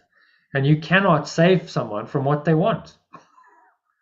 No amount of, you can be the greatest healer in the world. Yeshua could come. If he wants to die, nothing can stop him, because his mind has the power to enact that choice. The healer can just try and wake the person up from their delusion and try and show them the truth. But if they stubbornly want to die, then there's nothing you can do. They will die. Which it seems to be sad on the level of form, but actually it's just the ending of a dream. And he hasn't really died. His mind's just gone incorporeal for a bit, and no doubt he'll come back. He'll have another life, and then he'll come back, another life, another body, another dream, probably recreate the same kind of circumstances, because that's what karma does. Get cancer again, and then here we go again. It's Groundhog Day. We repeat the lesson. Can you get it the next time? And then he chooses to die again, and this might be his 10th round of cancer. Who knows? He's done this over and over and over again, and killed himself, and then just doesn't want to learn the lesson. Until maybe one day in one life, he's like, okay, well, actually, maybe I've got to wise up here and recognize what I'm doing to myself. And maybe this isn't the lifetime for him to get it. Or maybe it is. Maybe it is, because he's Sally's neighbor. You being your next door neighbor, maybe it's so. You don't know. All you can do is be the light. That's all you can do. You like, I am the light. I am totally in that true awareness, and I hold that awareness, and then I give him the opportunity to heal through that awareness. I can be the light for him in his darkness, if he chooses to see that light, if he chooses to accept that light. But you can't accept it for him. And I feel very free will about it. Like, I don't feel that when somebody says they've got this disease or whatever, I don't buy into it. I don't feel sorry for them. I just think it is what it is, isn't it? There's a purpose for it. That's all, isn't it? And isn't it our job as sort of the facilitators for healing to help them discover the purpose of it, so they can let it go? Yeah, if he could really see the purpose of his sickness, he would then be one step away from healing it. Because once you see the insane purpose of it, how can you continue believing in it? You go, oh, that's what I'm doing. It's just self-deception. I've made myself sick because I can't really decide, and I'm actually choosing an illusion here. I'm choosing to remain a separate self. I'm choosing confusion and chaos rather than the clarity of truth. Okay, but in this awareness, I'm already choosing the truth. That's what happens with true awareness. You're already making that choice. Because what else can you choose if you're really aware of the truth? Anything else is just insane and delusional. So how can you choose what you perceive clearly is insane and delusional? So it becomes like, well, there's no choice. So eventually where this is going, there's no choice. So if there's no choice, there's no duality. It's just oneness. It's just perfect love. And there's really no choice. That's the only reality available to you. Okay, happy with that? Number 17. I'm just going to say, I like the bit where it says flash.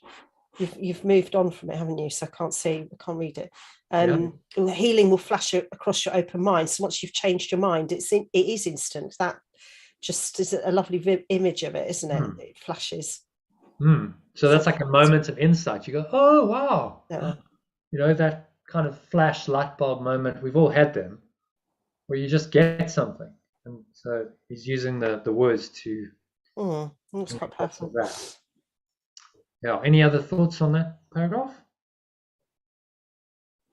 No, just that really, and the fact that then the light comes in, and it just shines a light on everything that isn't the truth. No dark corners. Maybe we can change that. Dark corners sickness can conceal. No dark beliefs. How about that? I think that's better. Yeah. But that's what he's really really referring to. A corner of your mind is a belief. It's a part of your mind that you keep away from truth. A little secretive corner where a false belief can still reside. Keep defended from the awareness of truth. Be healed of all the sickly wishes that have tried to authorize the body to obey. So this is what we're doing. Sickly wishes that we authorize the body to obey because the mind is in charge. Sickness is of the mind, not of the body. The body just follows the mind's direction. Okay, moving on to number 17. Now is the body healed? Now is the body healed because the source of being open to relief, and you will recognize you practiced well by this. The body should not feel at all. If you have been successful, there will be no sense of feeling ill or feeling well, of pain or pleasure. No response at all is in the mind to what the body does. Its usefulness remains and nothing more. Yeah, when I read that this morning, I was like, yeah, I shouldn't feel anything. That's fascinating. He's trying to disconnect our mind from our body and say, actually, you're not a body, and you can go into a state where you're not really aware of the body. No pain, no pleasure. Really what he's talking about is revelation. No response at all is in the mind to what the body does. If you're really in the samadhi state that some of these yogis attain, like Ramana, I mean, the insects are chewing his body. He's just in his state of nirvana bliss for days, weeks on end, and these insects are chewing his body, and he's not feeling it because he's just in his true awareness, and the body is not in his awareness. He's in a super conscious state of bliss.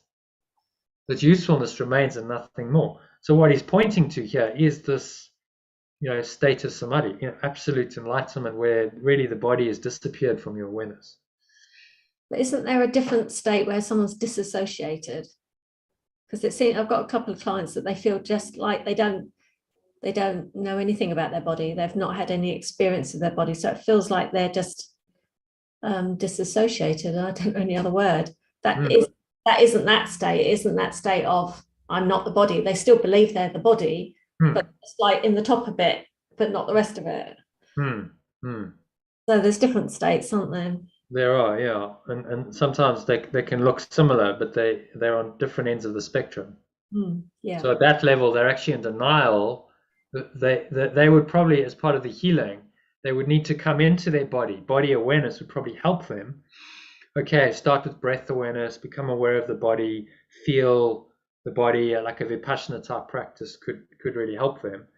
As part of the healing of the mind, to come into a whole awareness, and then ultimately transcend it.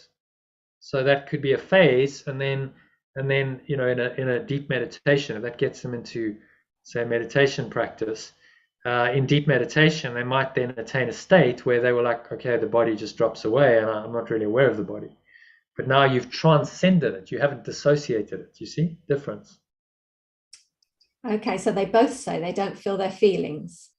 So we've ascertained today that feelings are energy, but do you get them in the energy state first?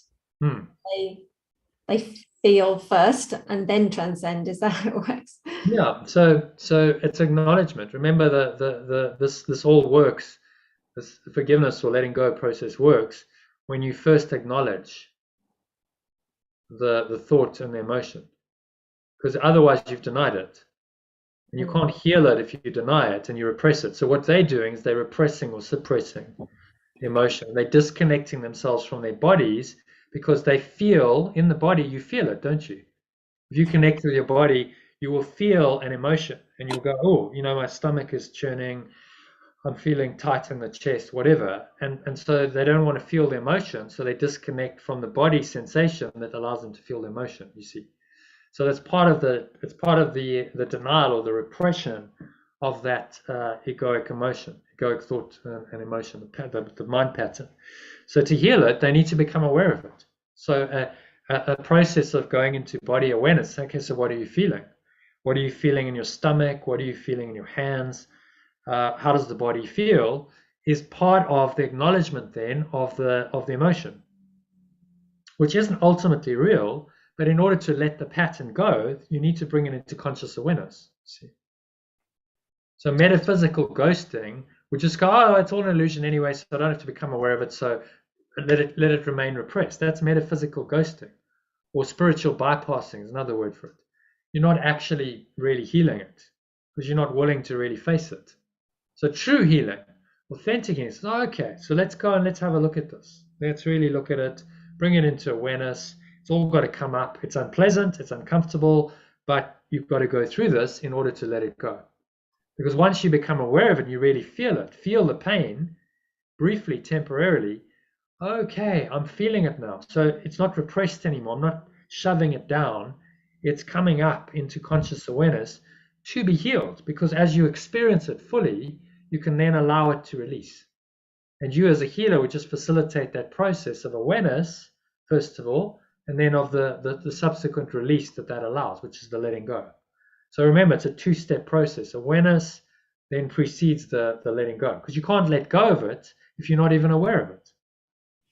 It's denied. So the first thing is acknowledge it. Yes, okay, I'm acknowledging the problem so that I can bring it into awareness to heal it and let it go. So it's a temporary expedient, the acknowledgement. You don't stay there, but it's important to get them there so that they can move through it. Otherwise, they just remain stuck in their suppression or repression of it. Yeah, I just wondered if I was doing it right, because I was like, after today's lesson, but yeah, it sounds like I'm on the right track. Yeah, absolutely, yeah. And healing is a process. So the ultimate truth is that doesn't exist, but for them, there's a process to get there. And that requires that, yes, you acknowledge, yes, I seemingly have a problem here. I'm feeling these emotions and I have to feel them to experience it, to then let it go. And that, pretty much universally, that seems to be the healing modality that works. And even Yeshua, who's teaching non-dual truth, says, you actually have to acknowledge it and become aware of it, to bring it into conscious awareness so that you can let it go. Otherwise, it just remains suppressed or repressed, remains in your subconscious, out of conscious awareness. That's why it's called subconscious. And if it's in your subconscious, then it's impacting your thoughts and your behavior all the time in your body, and you're not even aware of it. So to heal it, you have to bring it into the light of conscious awareness. Okay. Lovely. Thank you. Yeah. So happy with that one. Body should not feel at all. Taking you into a transcendent state. Say ultimately you go beyond the body. You could go to a state of mind where you're not really aware of the body. You're in this pure formless awareness, and that is the gateway to heaven. That's the gateway to a revelation. He's hinting at it here as a revelation beyond the body, where you're not really aware of the body, and you can attain these states. People like Ramana and other mystics have attained these states for hours, sometimes days, weeks on end. It's possible, but you're just really not. You've transcended the body in your awareness, and it's not. You're not even feeling it. Hence, he could. Have insects chewing him. Apparently, he had an operation once, and it normally required a general anesthetic, and he said, "No, I'll just have it under local anesthetic." So it was like cutting open his stomach or something, and he had it under local anesthetic, and he was totally conscious and aware the whole time, and the surgeon was just blown away. It was like, I've never seen this before. Like someone is is fully conscious and aware, and really is not troubled by anything that's happening to his body. He'd never seen that level of mind control before. Okay, so number 18.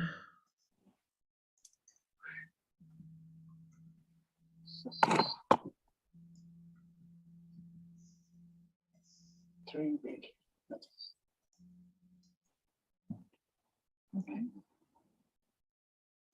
So is it Iona's turn? Okay. Perhaps you do not yet realize. Perhaps you do not realize that this removes the limits you had placed upon the body by the purposes you gave to it. As these are laid aside, the strength the body has will always be enough to serve all truly useful purposes. The body's health is fully guaranteed because it is not limited by time, by weather, or fatigue, by food and drink, or any laws you made it serve before. You need do nothing now to make it well, for sickness has become impossible. So, do you think laid aside these are given up, let go? As these are let go of. When in doubt, let go. Yeah. Give us the art of letting go. We'll, as these are let go of, the strength the body has will always be enough to serve all truly useful purposes. That's interesting. All truly useful. Yes. So my only function. As these are let go or let go of? As these are let go? As these are let go. I think that's right. As these are let go. No. So all truly useful. As these, how about let's just make it active, not passive. As you let these go. Much better. Active rather than passive. As you let these go, the strength the body has will always be enough to serve all truly useful purposes. Body's health is fully guaranteed because it's not limited by time, by weather, or fatigue, by food or drink, or any laws you made it serve before. You need do nothing now to make it well, for sickness has become impossible. So he's pointing to a state of mind, an enlightened state, where the body is just a useful instrument. You're not identified with it anymore. It just does its thing. It's not really limited by all of these limits that you previously imposed on it. Food and drink, all the laws of nutrition and fatigue and all of this just kind of drops away, and you're in a super conscious state of awareness and transcendent awareness, pure formless awareness, bliss. And this is possible. There are many mystics and yogis and avatars who've attained this state and stayed there consistently. So this is where he's pointing us to, saying you reminded of the phrase you don't really have the ability to tire yourself, but you do have the ability to be weary through the constant judgment you have of yourself. And I was aware of that this morning. It was a particularly heavy dream, and oh man, what a weight. And I felt tired because of that. I'm not. This is my mind working me out here. Yeah, our minds create the fatigue, and you experienced that the other day with you went through that little barrier, and you went, actually, I'm not tired. True. Once you went through it, then you carried on. You said you read a book afterwards. So it just shows you, well, okay, was that tiredness then just an ego defense? Yeah. Yes, it was. Well, very often it is. I mean, if you haven't slept for ages and ages, okay, maybe at some point you need some downtime. Yeah. But even that, I mean, at the super conscious level, if you're really in the spirit, why would you get tired? The mind, it's not the body getting tired. We don't rest because the body needs rest. People go, oh, I'm resting my body. No, you're resting your mind. What you're resting from is the incessant thinking of the ego and all of that mind activity. That's what fatigues us. sleep is the opportunity to go back into pure formless awareness. Yeah. Deep That's sleep what is Mm. deep sleep is pure formless awareness of perfect love. And isn't it interesting that you only do that and you're unconscious to it? Isn't that just so cunning of the ego? Oh no, you have to go unconscious to have deep sleep. So what the advanced meditators and so on do is they go, no, I can have that deep sleep experience, but I can still be awake. I can still be conscious. You can go into a deep delta state, just deep sleep, and still be awake and aware. And then that's deeply restful. You're getting the rest. You don't need to sleep. So the Ramana wouldn't sleep. He was just in meditation all the time. And people would rock up at 2 a.m. and they'd say, I want an audience. And they'd show him, and let me say, well, bring them in. I'm not aware of time. None of these limits matter to me. I don't go, oh my God, how dare you rock up at 2 a.m. ask for healing? Because he's like, time isn't a factor for him. And, so you would just see them any time of day or night. Apparently the Buddha was similar, like 24/7. He's kind of available, and he would just have a few hours of meditation, deep meditation at night, where he'd sleep, rest. But time just stops having the kind of limitations that we give it. It stops bounding us and limiting us so much. Yeah, it's certainly an exciting realization for me. I'm counting myself if I think, my God, how many hours today is it? 5, 6?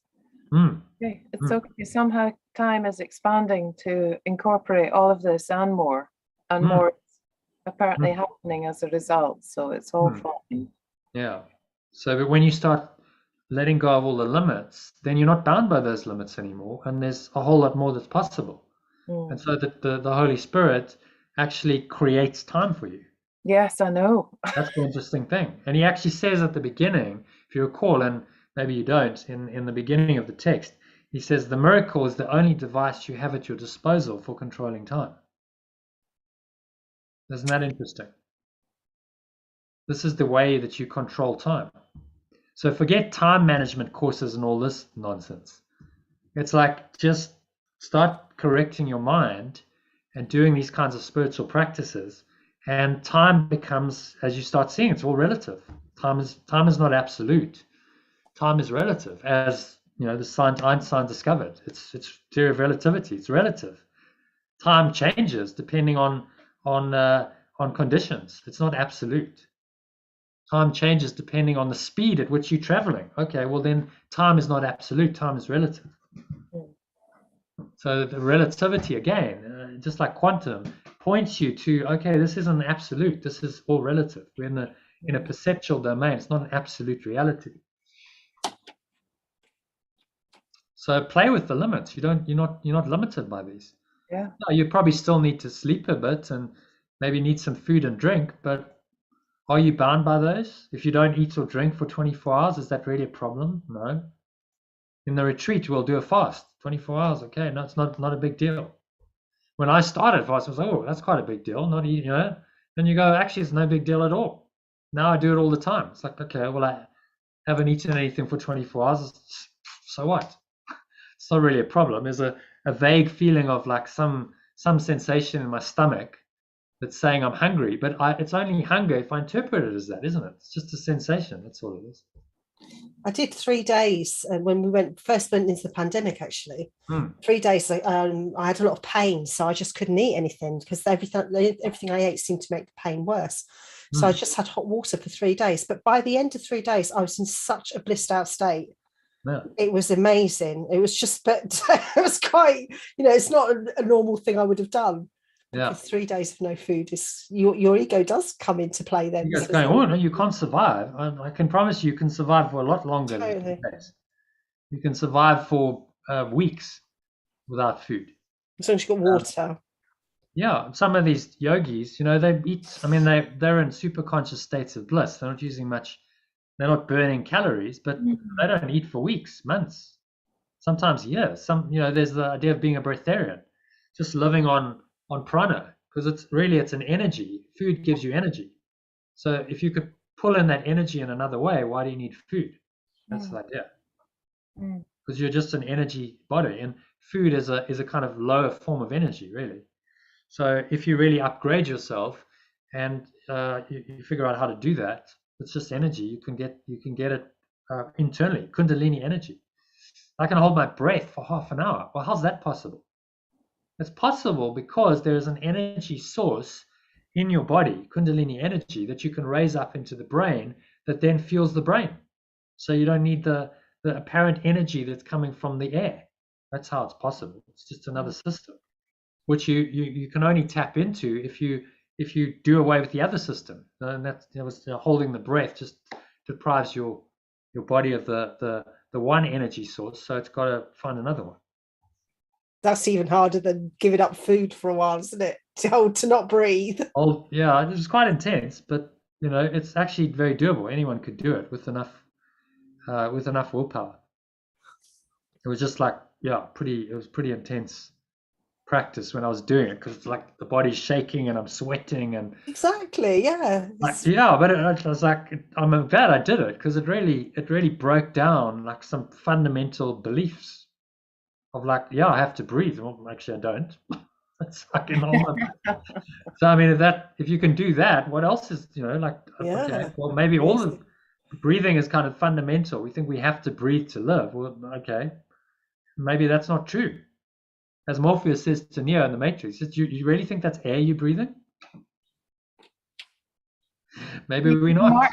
Market this as a beat your claustrophobia training course. Yeah, you could.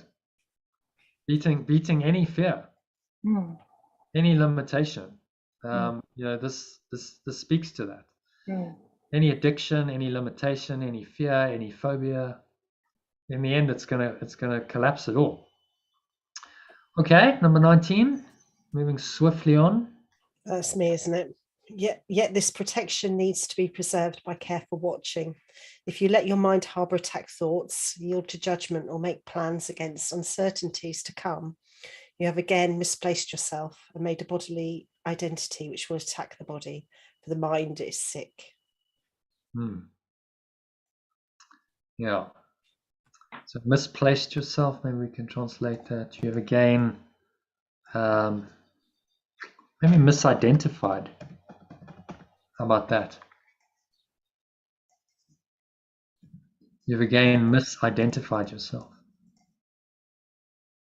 Because that's exactly what you've done. You've made a bodily identity, which is a misidentity.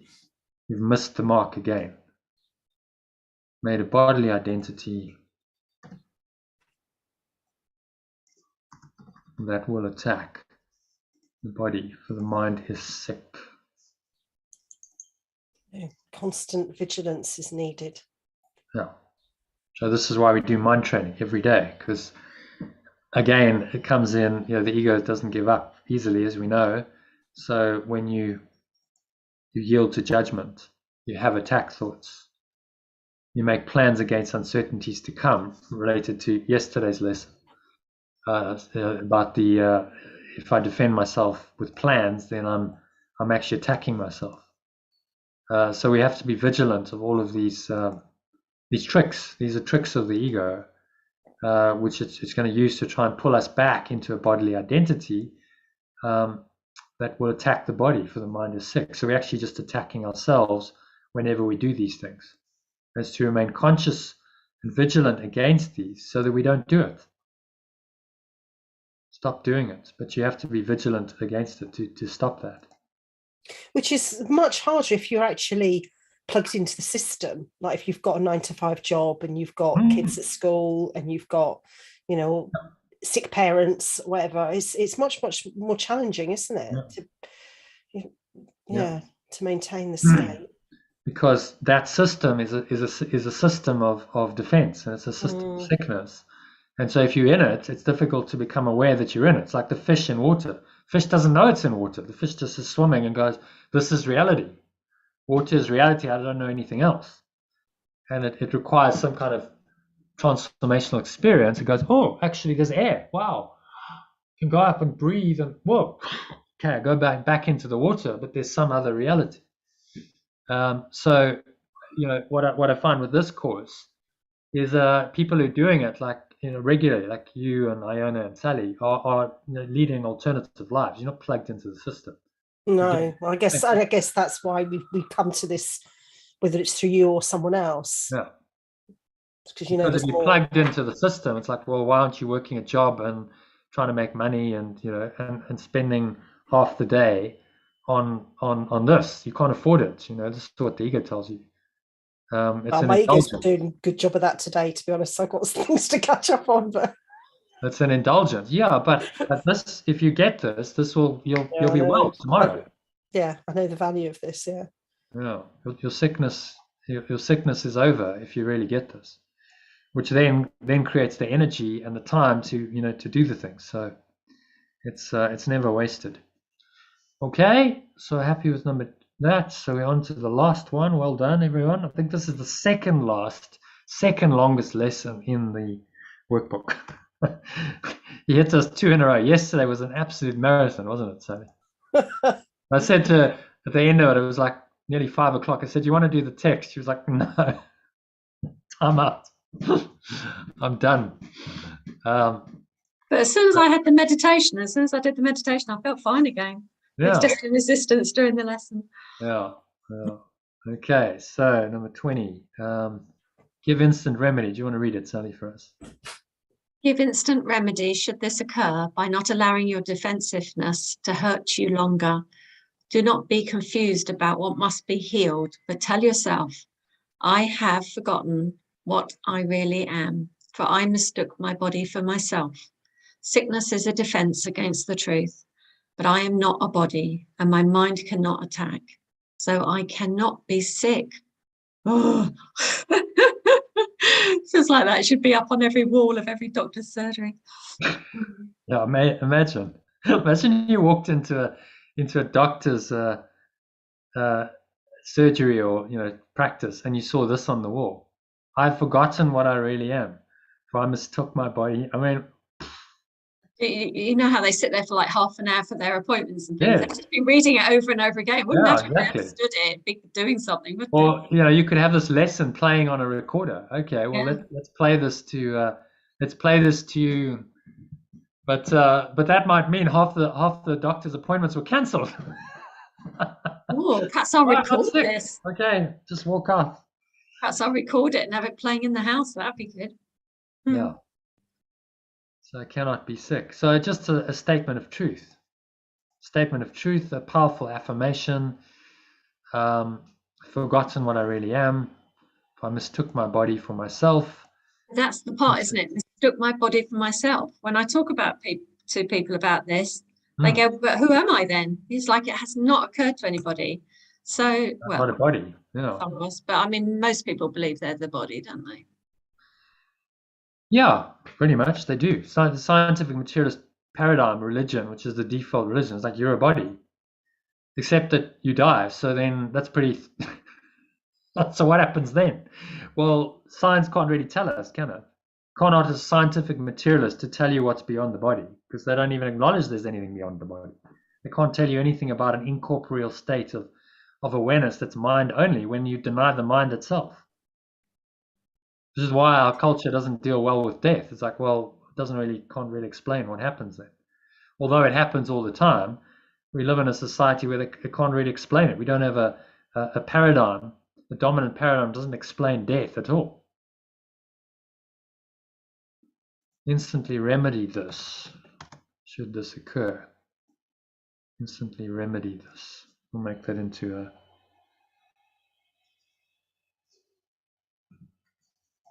Should this occur, instantly remedy this. How about correct? Instantly, instead of remedy, instantly correct this. I think that's much better. What do you think? Yeah, fine. Instantly correct this. Correct these errors. Made a bodily identity. Yeah, okay. So instantly correct this error, because he's talking about making the bodily identity. Instantly correct this error should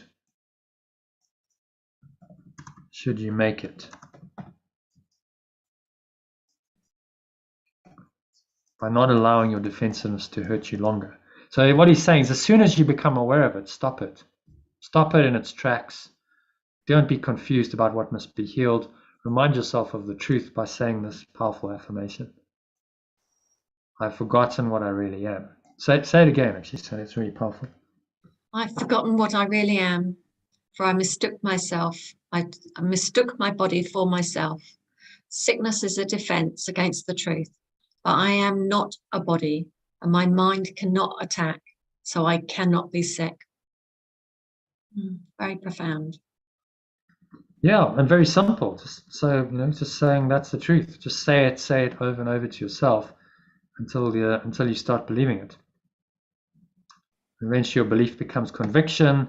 Conviction becomes knowledge, and this is the methodology to take you out of perception back to knowledge. Okay, so any other comments, questions on this lesson? All is clear as day, clear as mud, I say. Just to make a little joke of it. But yeah, hopefully, has this clarified it for you? Has it been helpful? It's been very helpful to me. How about you, Jan? How are you feeling? I've still got a bit of a cough, but I feel good. Yeah. You look lighter, I have to say. There's like a lightness in your energy that wasn't there when you joined 3 hours ago. Well, it's one of those things because I'm sorry, I'm going to choke on it now. Being in the energy of this group, it's really uplifting for me. And whilst I'm here, it's like all makes sense, and it's all like, of course. And then I walk away, and then I'm just like back into my own murky world without the end. Well, that's why you have to practice. Practice, practice, practice. So saying frequently in the day, say this affirmation. So internet's dodgy. Huh? Yeah. Practice this. So if you find yourself slipping back, use the affirmation to remind yourself. Listen to the breath break that I sent you, because that's 5 minutes, just really immersing yourself back into the field. So you have a deep experience of this in the sessions, in the meditations, and then you go, okay, let me just top it up by dipping back into it for those few minutes of the breath break to bring it back so that you don't depart from it. You don't go wandering off into the ego's illusion. So, that's maintenance. I can't always be there, but you have a recording. Someone was actually saying to me, I phoned her yesterday. She said, it's so weird. I was just listening to you on a recording, and then you phone me and I'm speaking to you live. It's like, so it's always there. It's just like it's a tap away. It's on your phone. Just go, okay, I'm feeling like the ego's coming back. Okay, just listen to the recording, and it'll connect you back into this field of energy, which as you say is quite powerful. Well, I did that yesterday actually because I was asleep all day and I wasn't able to join you, so I listened to it later on. Amazing. It's good. Yeah. Well done. Yeah, I agree. You've looked so much lighter. Yeah. Alert. Yeah. Well, I'm standing up now, so that makes a difference. Okay, standing up. Okay. Yeah. Yeah. Thank you. Well done for showing up, and I'm sure it'll help you. The symptoms will disappear very shortly. Just the body's got to process it through and release it. But with no belief, it can't continue. Okay, so shall we do a meditation? Can I log off here and log on my phone and listen to you while I'm out and about? If that's what you want to do, Sally, you can do that. Moving meditation is okay. Yeah. All right. I'll see you on the other side. Okay. Put yourself on mute. Well, I'm just going to go and sit down, so I'll just turn off my camera. Yeah. Okay. Turn off your camera. And then Sally re-entering. Okay. So just making yourself comfortable. Sitting feet shoulder width apart, or standing as the case may be. Feet shoulder width apart, keep your back straight. You're sitting down, cup your hands in your lap. Close your eyes. And start off by taking a nice deep breath in through the nose. Breathing in, noticing how the stomach rises and the chest rises. And the subtle flow of air in through the nostrils, clenching the sphincter muscle, locking the energy in, drawing the energy up the spine into your heart center, drawing it up into the crown of your head, just pausing at the top of the inhale, smiling. So scan your mind and just look at any defenses in the form of sickness, in whatever form that shows up. So it could be a set of symptoms, like Yad currently has some coughing, phlegm, and that kind of thing. Could be just a feeling of fatigue, drowsiness, enervation. It could be in someone else. Maybe there's someone in your experience who's apparently sick, less than optimally well. So notice all of that, breathe into it, just to create some light, some awareness, some space, and just remind yourself that sickness is a defense against the truth. I will accept the truth. I do accept the truth of what I am, and I let my mind be wholly healed right now. Powerful affirmation. And so with the help of your breath, just exhale. And as you exhale, just letting it all go, blowing it all away into the breeze of your breath. The breeze of your breath into the nothingness that it really is. Pull the low stomach into the spine. Expel the last remaining air out. Spell it all out. Letting it all go to the nothingness that it really is. And just find a sense of peace and stillness.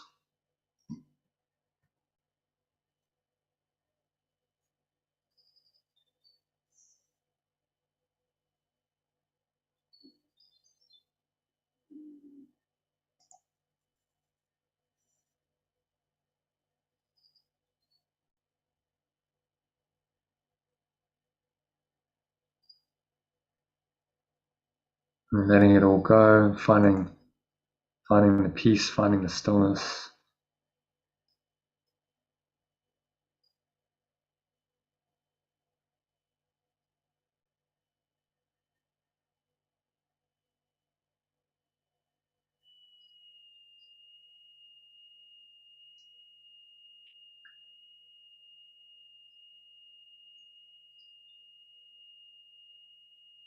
And surrendering into this, just giving yourself over to this field of peace and stillness.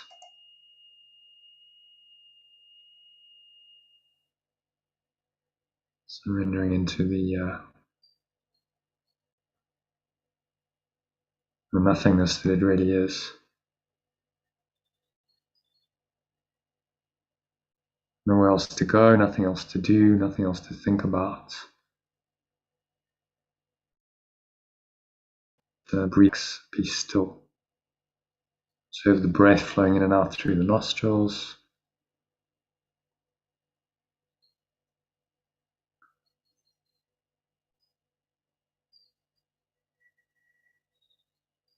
And sink into the deep place of peace, of healing that lies beyond the idea of sickness. For the next few minutes of deep silence.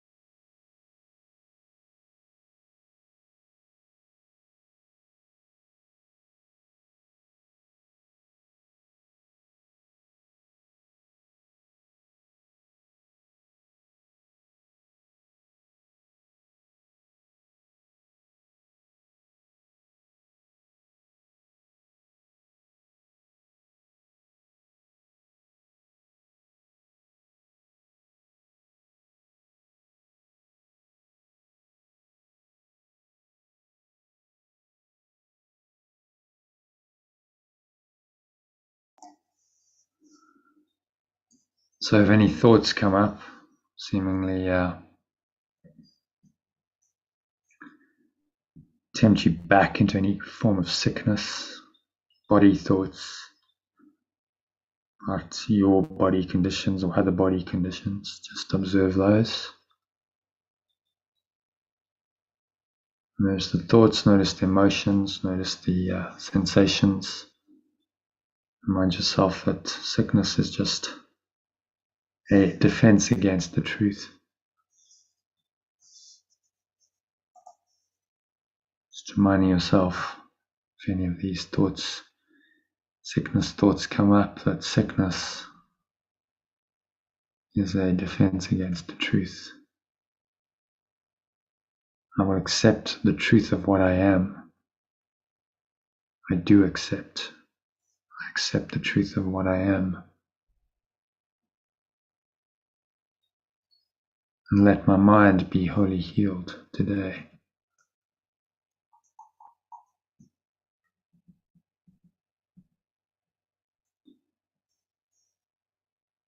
I have forgotten what I really am, for I mistook my body for myself. Sickness is a defense against the truth, but I'm not a body, and my mind cannot attack. So I cannot be sick. With that powerful affirmation, just sink inwards to the truth. So again, just restoring your mind into this deep state of pure formless awareness, perfect love.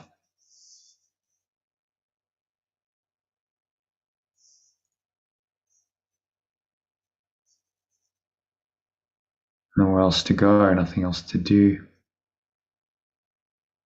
nothing else to think about.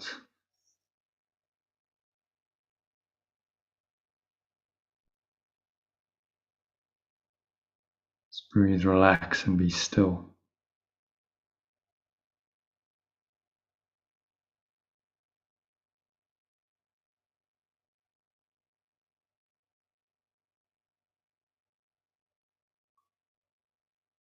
Next couple of minutes of deep silence. Go into a state beyond sickness, beyond the body. State that Yeshua points to in this lesson where he says, you will not feel anything at all.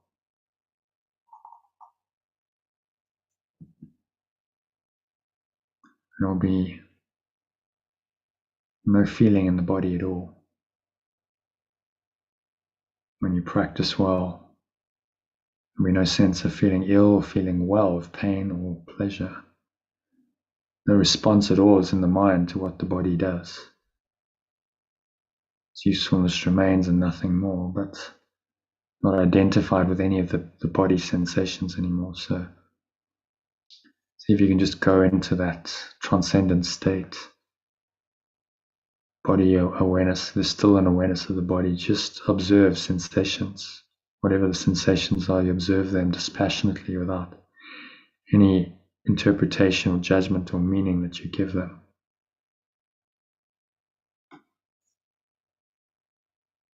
So just let yourself go into this transcendent state, timeless state beyond the body for the next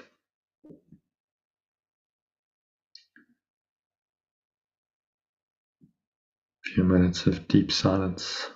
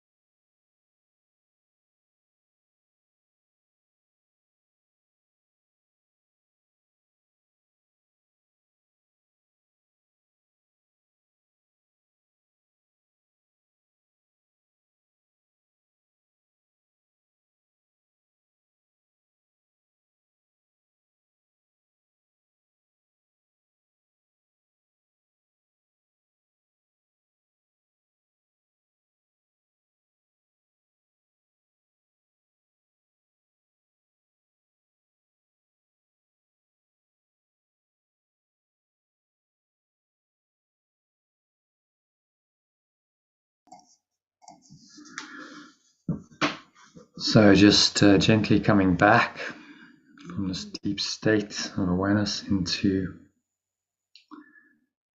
an awareness of the body again. So observe the breath, the count of 1. Breathing in, noticing how the stomach rises and the chest rises, and the subtle flow of air in through the nostrils. Noticing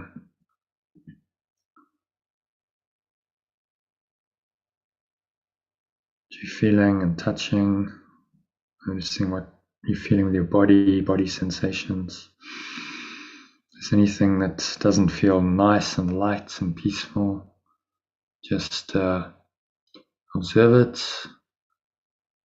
Remind yourself, sickness is a defense against the truth. I'm not a body, so I cannot be sick. Exhale on the truth of that. Let it go. Releasing it into the nothingness that it really is. Pull the lower stomach into the spine. Expel the last remaining air out. And letting it all go. Notice how the air flows out, chest and the stomach suck back in. Energy subsides back down the front channel of your body to the lower stomach and the groin. Feel the weight of your body pressing down into the chair, feet touching the ground on the count of 2. Notice what you're feeling and touching with your hands. Maybe there's a subtle flow of air in your skin. Breathe in again, breathe that air in. Notice any smell in your nose as you do that. Maybe there's a subtle taste in your mouth. Notice that. And notice what you're hearing, the surrounding environment. Just noticing all these things from this very still, calm, and surrendered state of mind.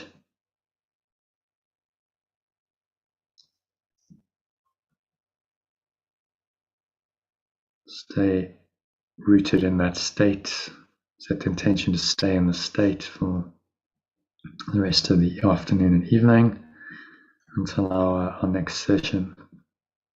To help you do that, you can top yourself up with the breath break I sent you this morning. Just listen to that, or just using the instructions that I also sent you. If you don't have 5 minutes, do it in a minute or under, using those instructions to keep you connected to this field of energy. So it is said, so it's done. On the count of 3, open your eyes.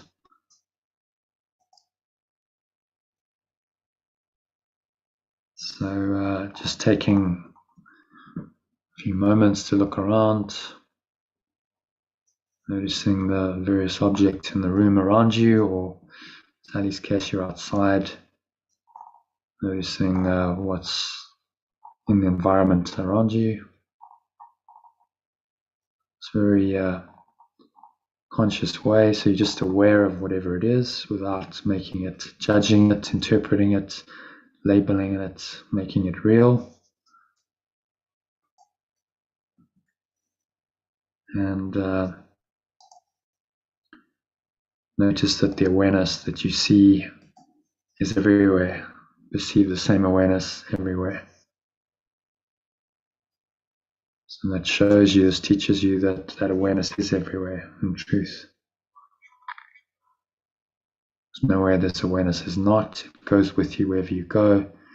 And this is the antidote to all sickness and suffering and pain and death.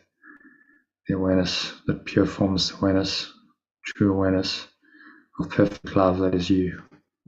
So I hope you've connected with that quite deeply in the meditation and the session. And just stay rooted in it for the rest of the afternoon and evening until our next session, which will be at 8:30 UK time. So join us then if you can for a dive into today's text reading. So I hope to see you then, and go well and stay in flow in the meantime. Namaste. Thank you, everyone. Thanks so much. Thank It's been you. fabulous. Okay, good session. Yeah. See you tomorrow. Thanks. Walk to you tomorrow, same time, Sally. Iona, are you Yeah. joining? Yeah, there's all sorts of summer exhausted things going on the beach tonight, but yeah, I would like to do a text because I'll be traveling the rest of the week. So Okay. yeah, I'll see you later. Thank you. Later. Okay. Namaste. Did you get my email this morning, by the way? Yeah, I did. I sent a message to Lucy saying we've got to talk. Yeah. Right. Okay. Okay. I'm going. Bye. Thank you. Okay. That time tomorrow suits me fine.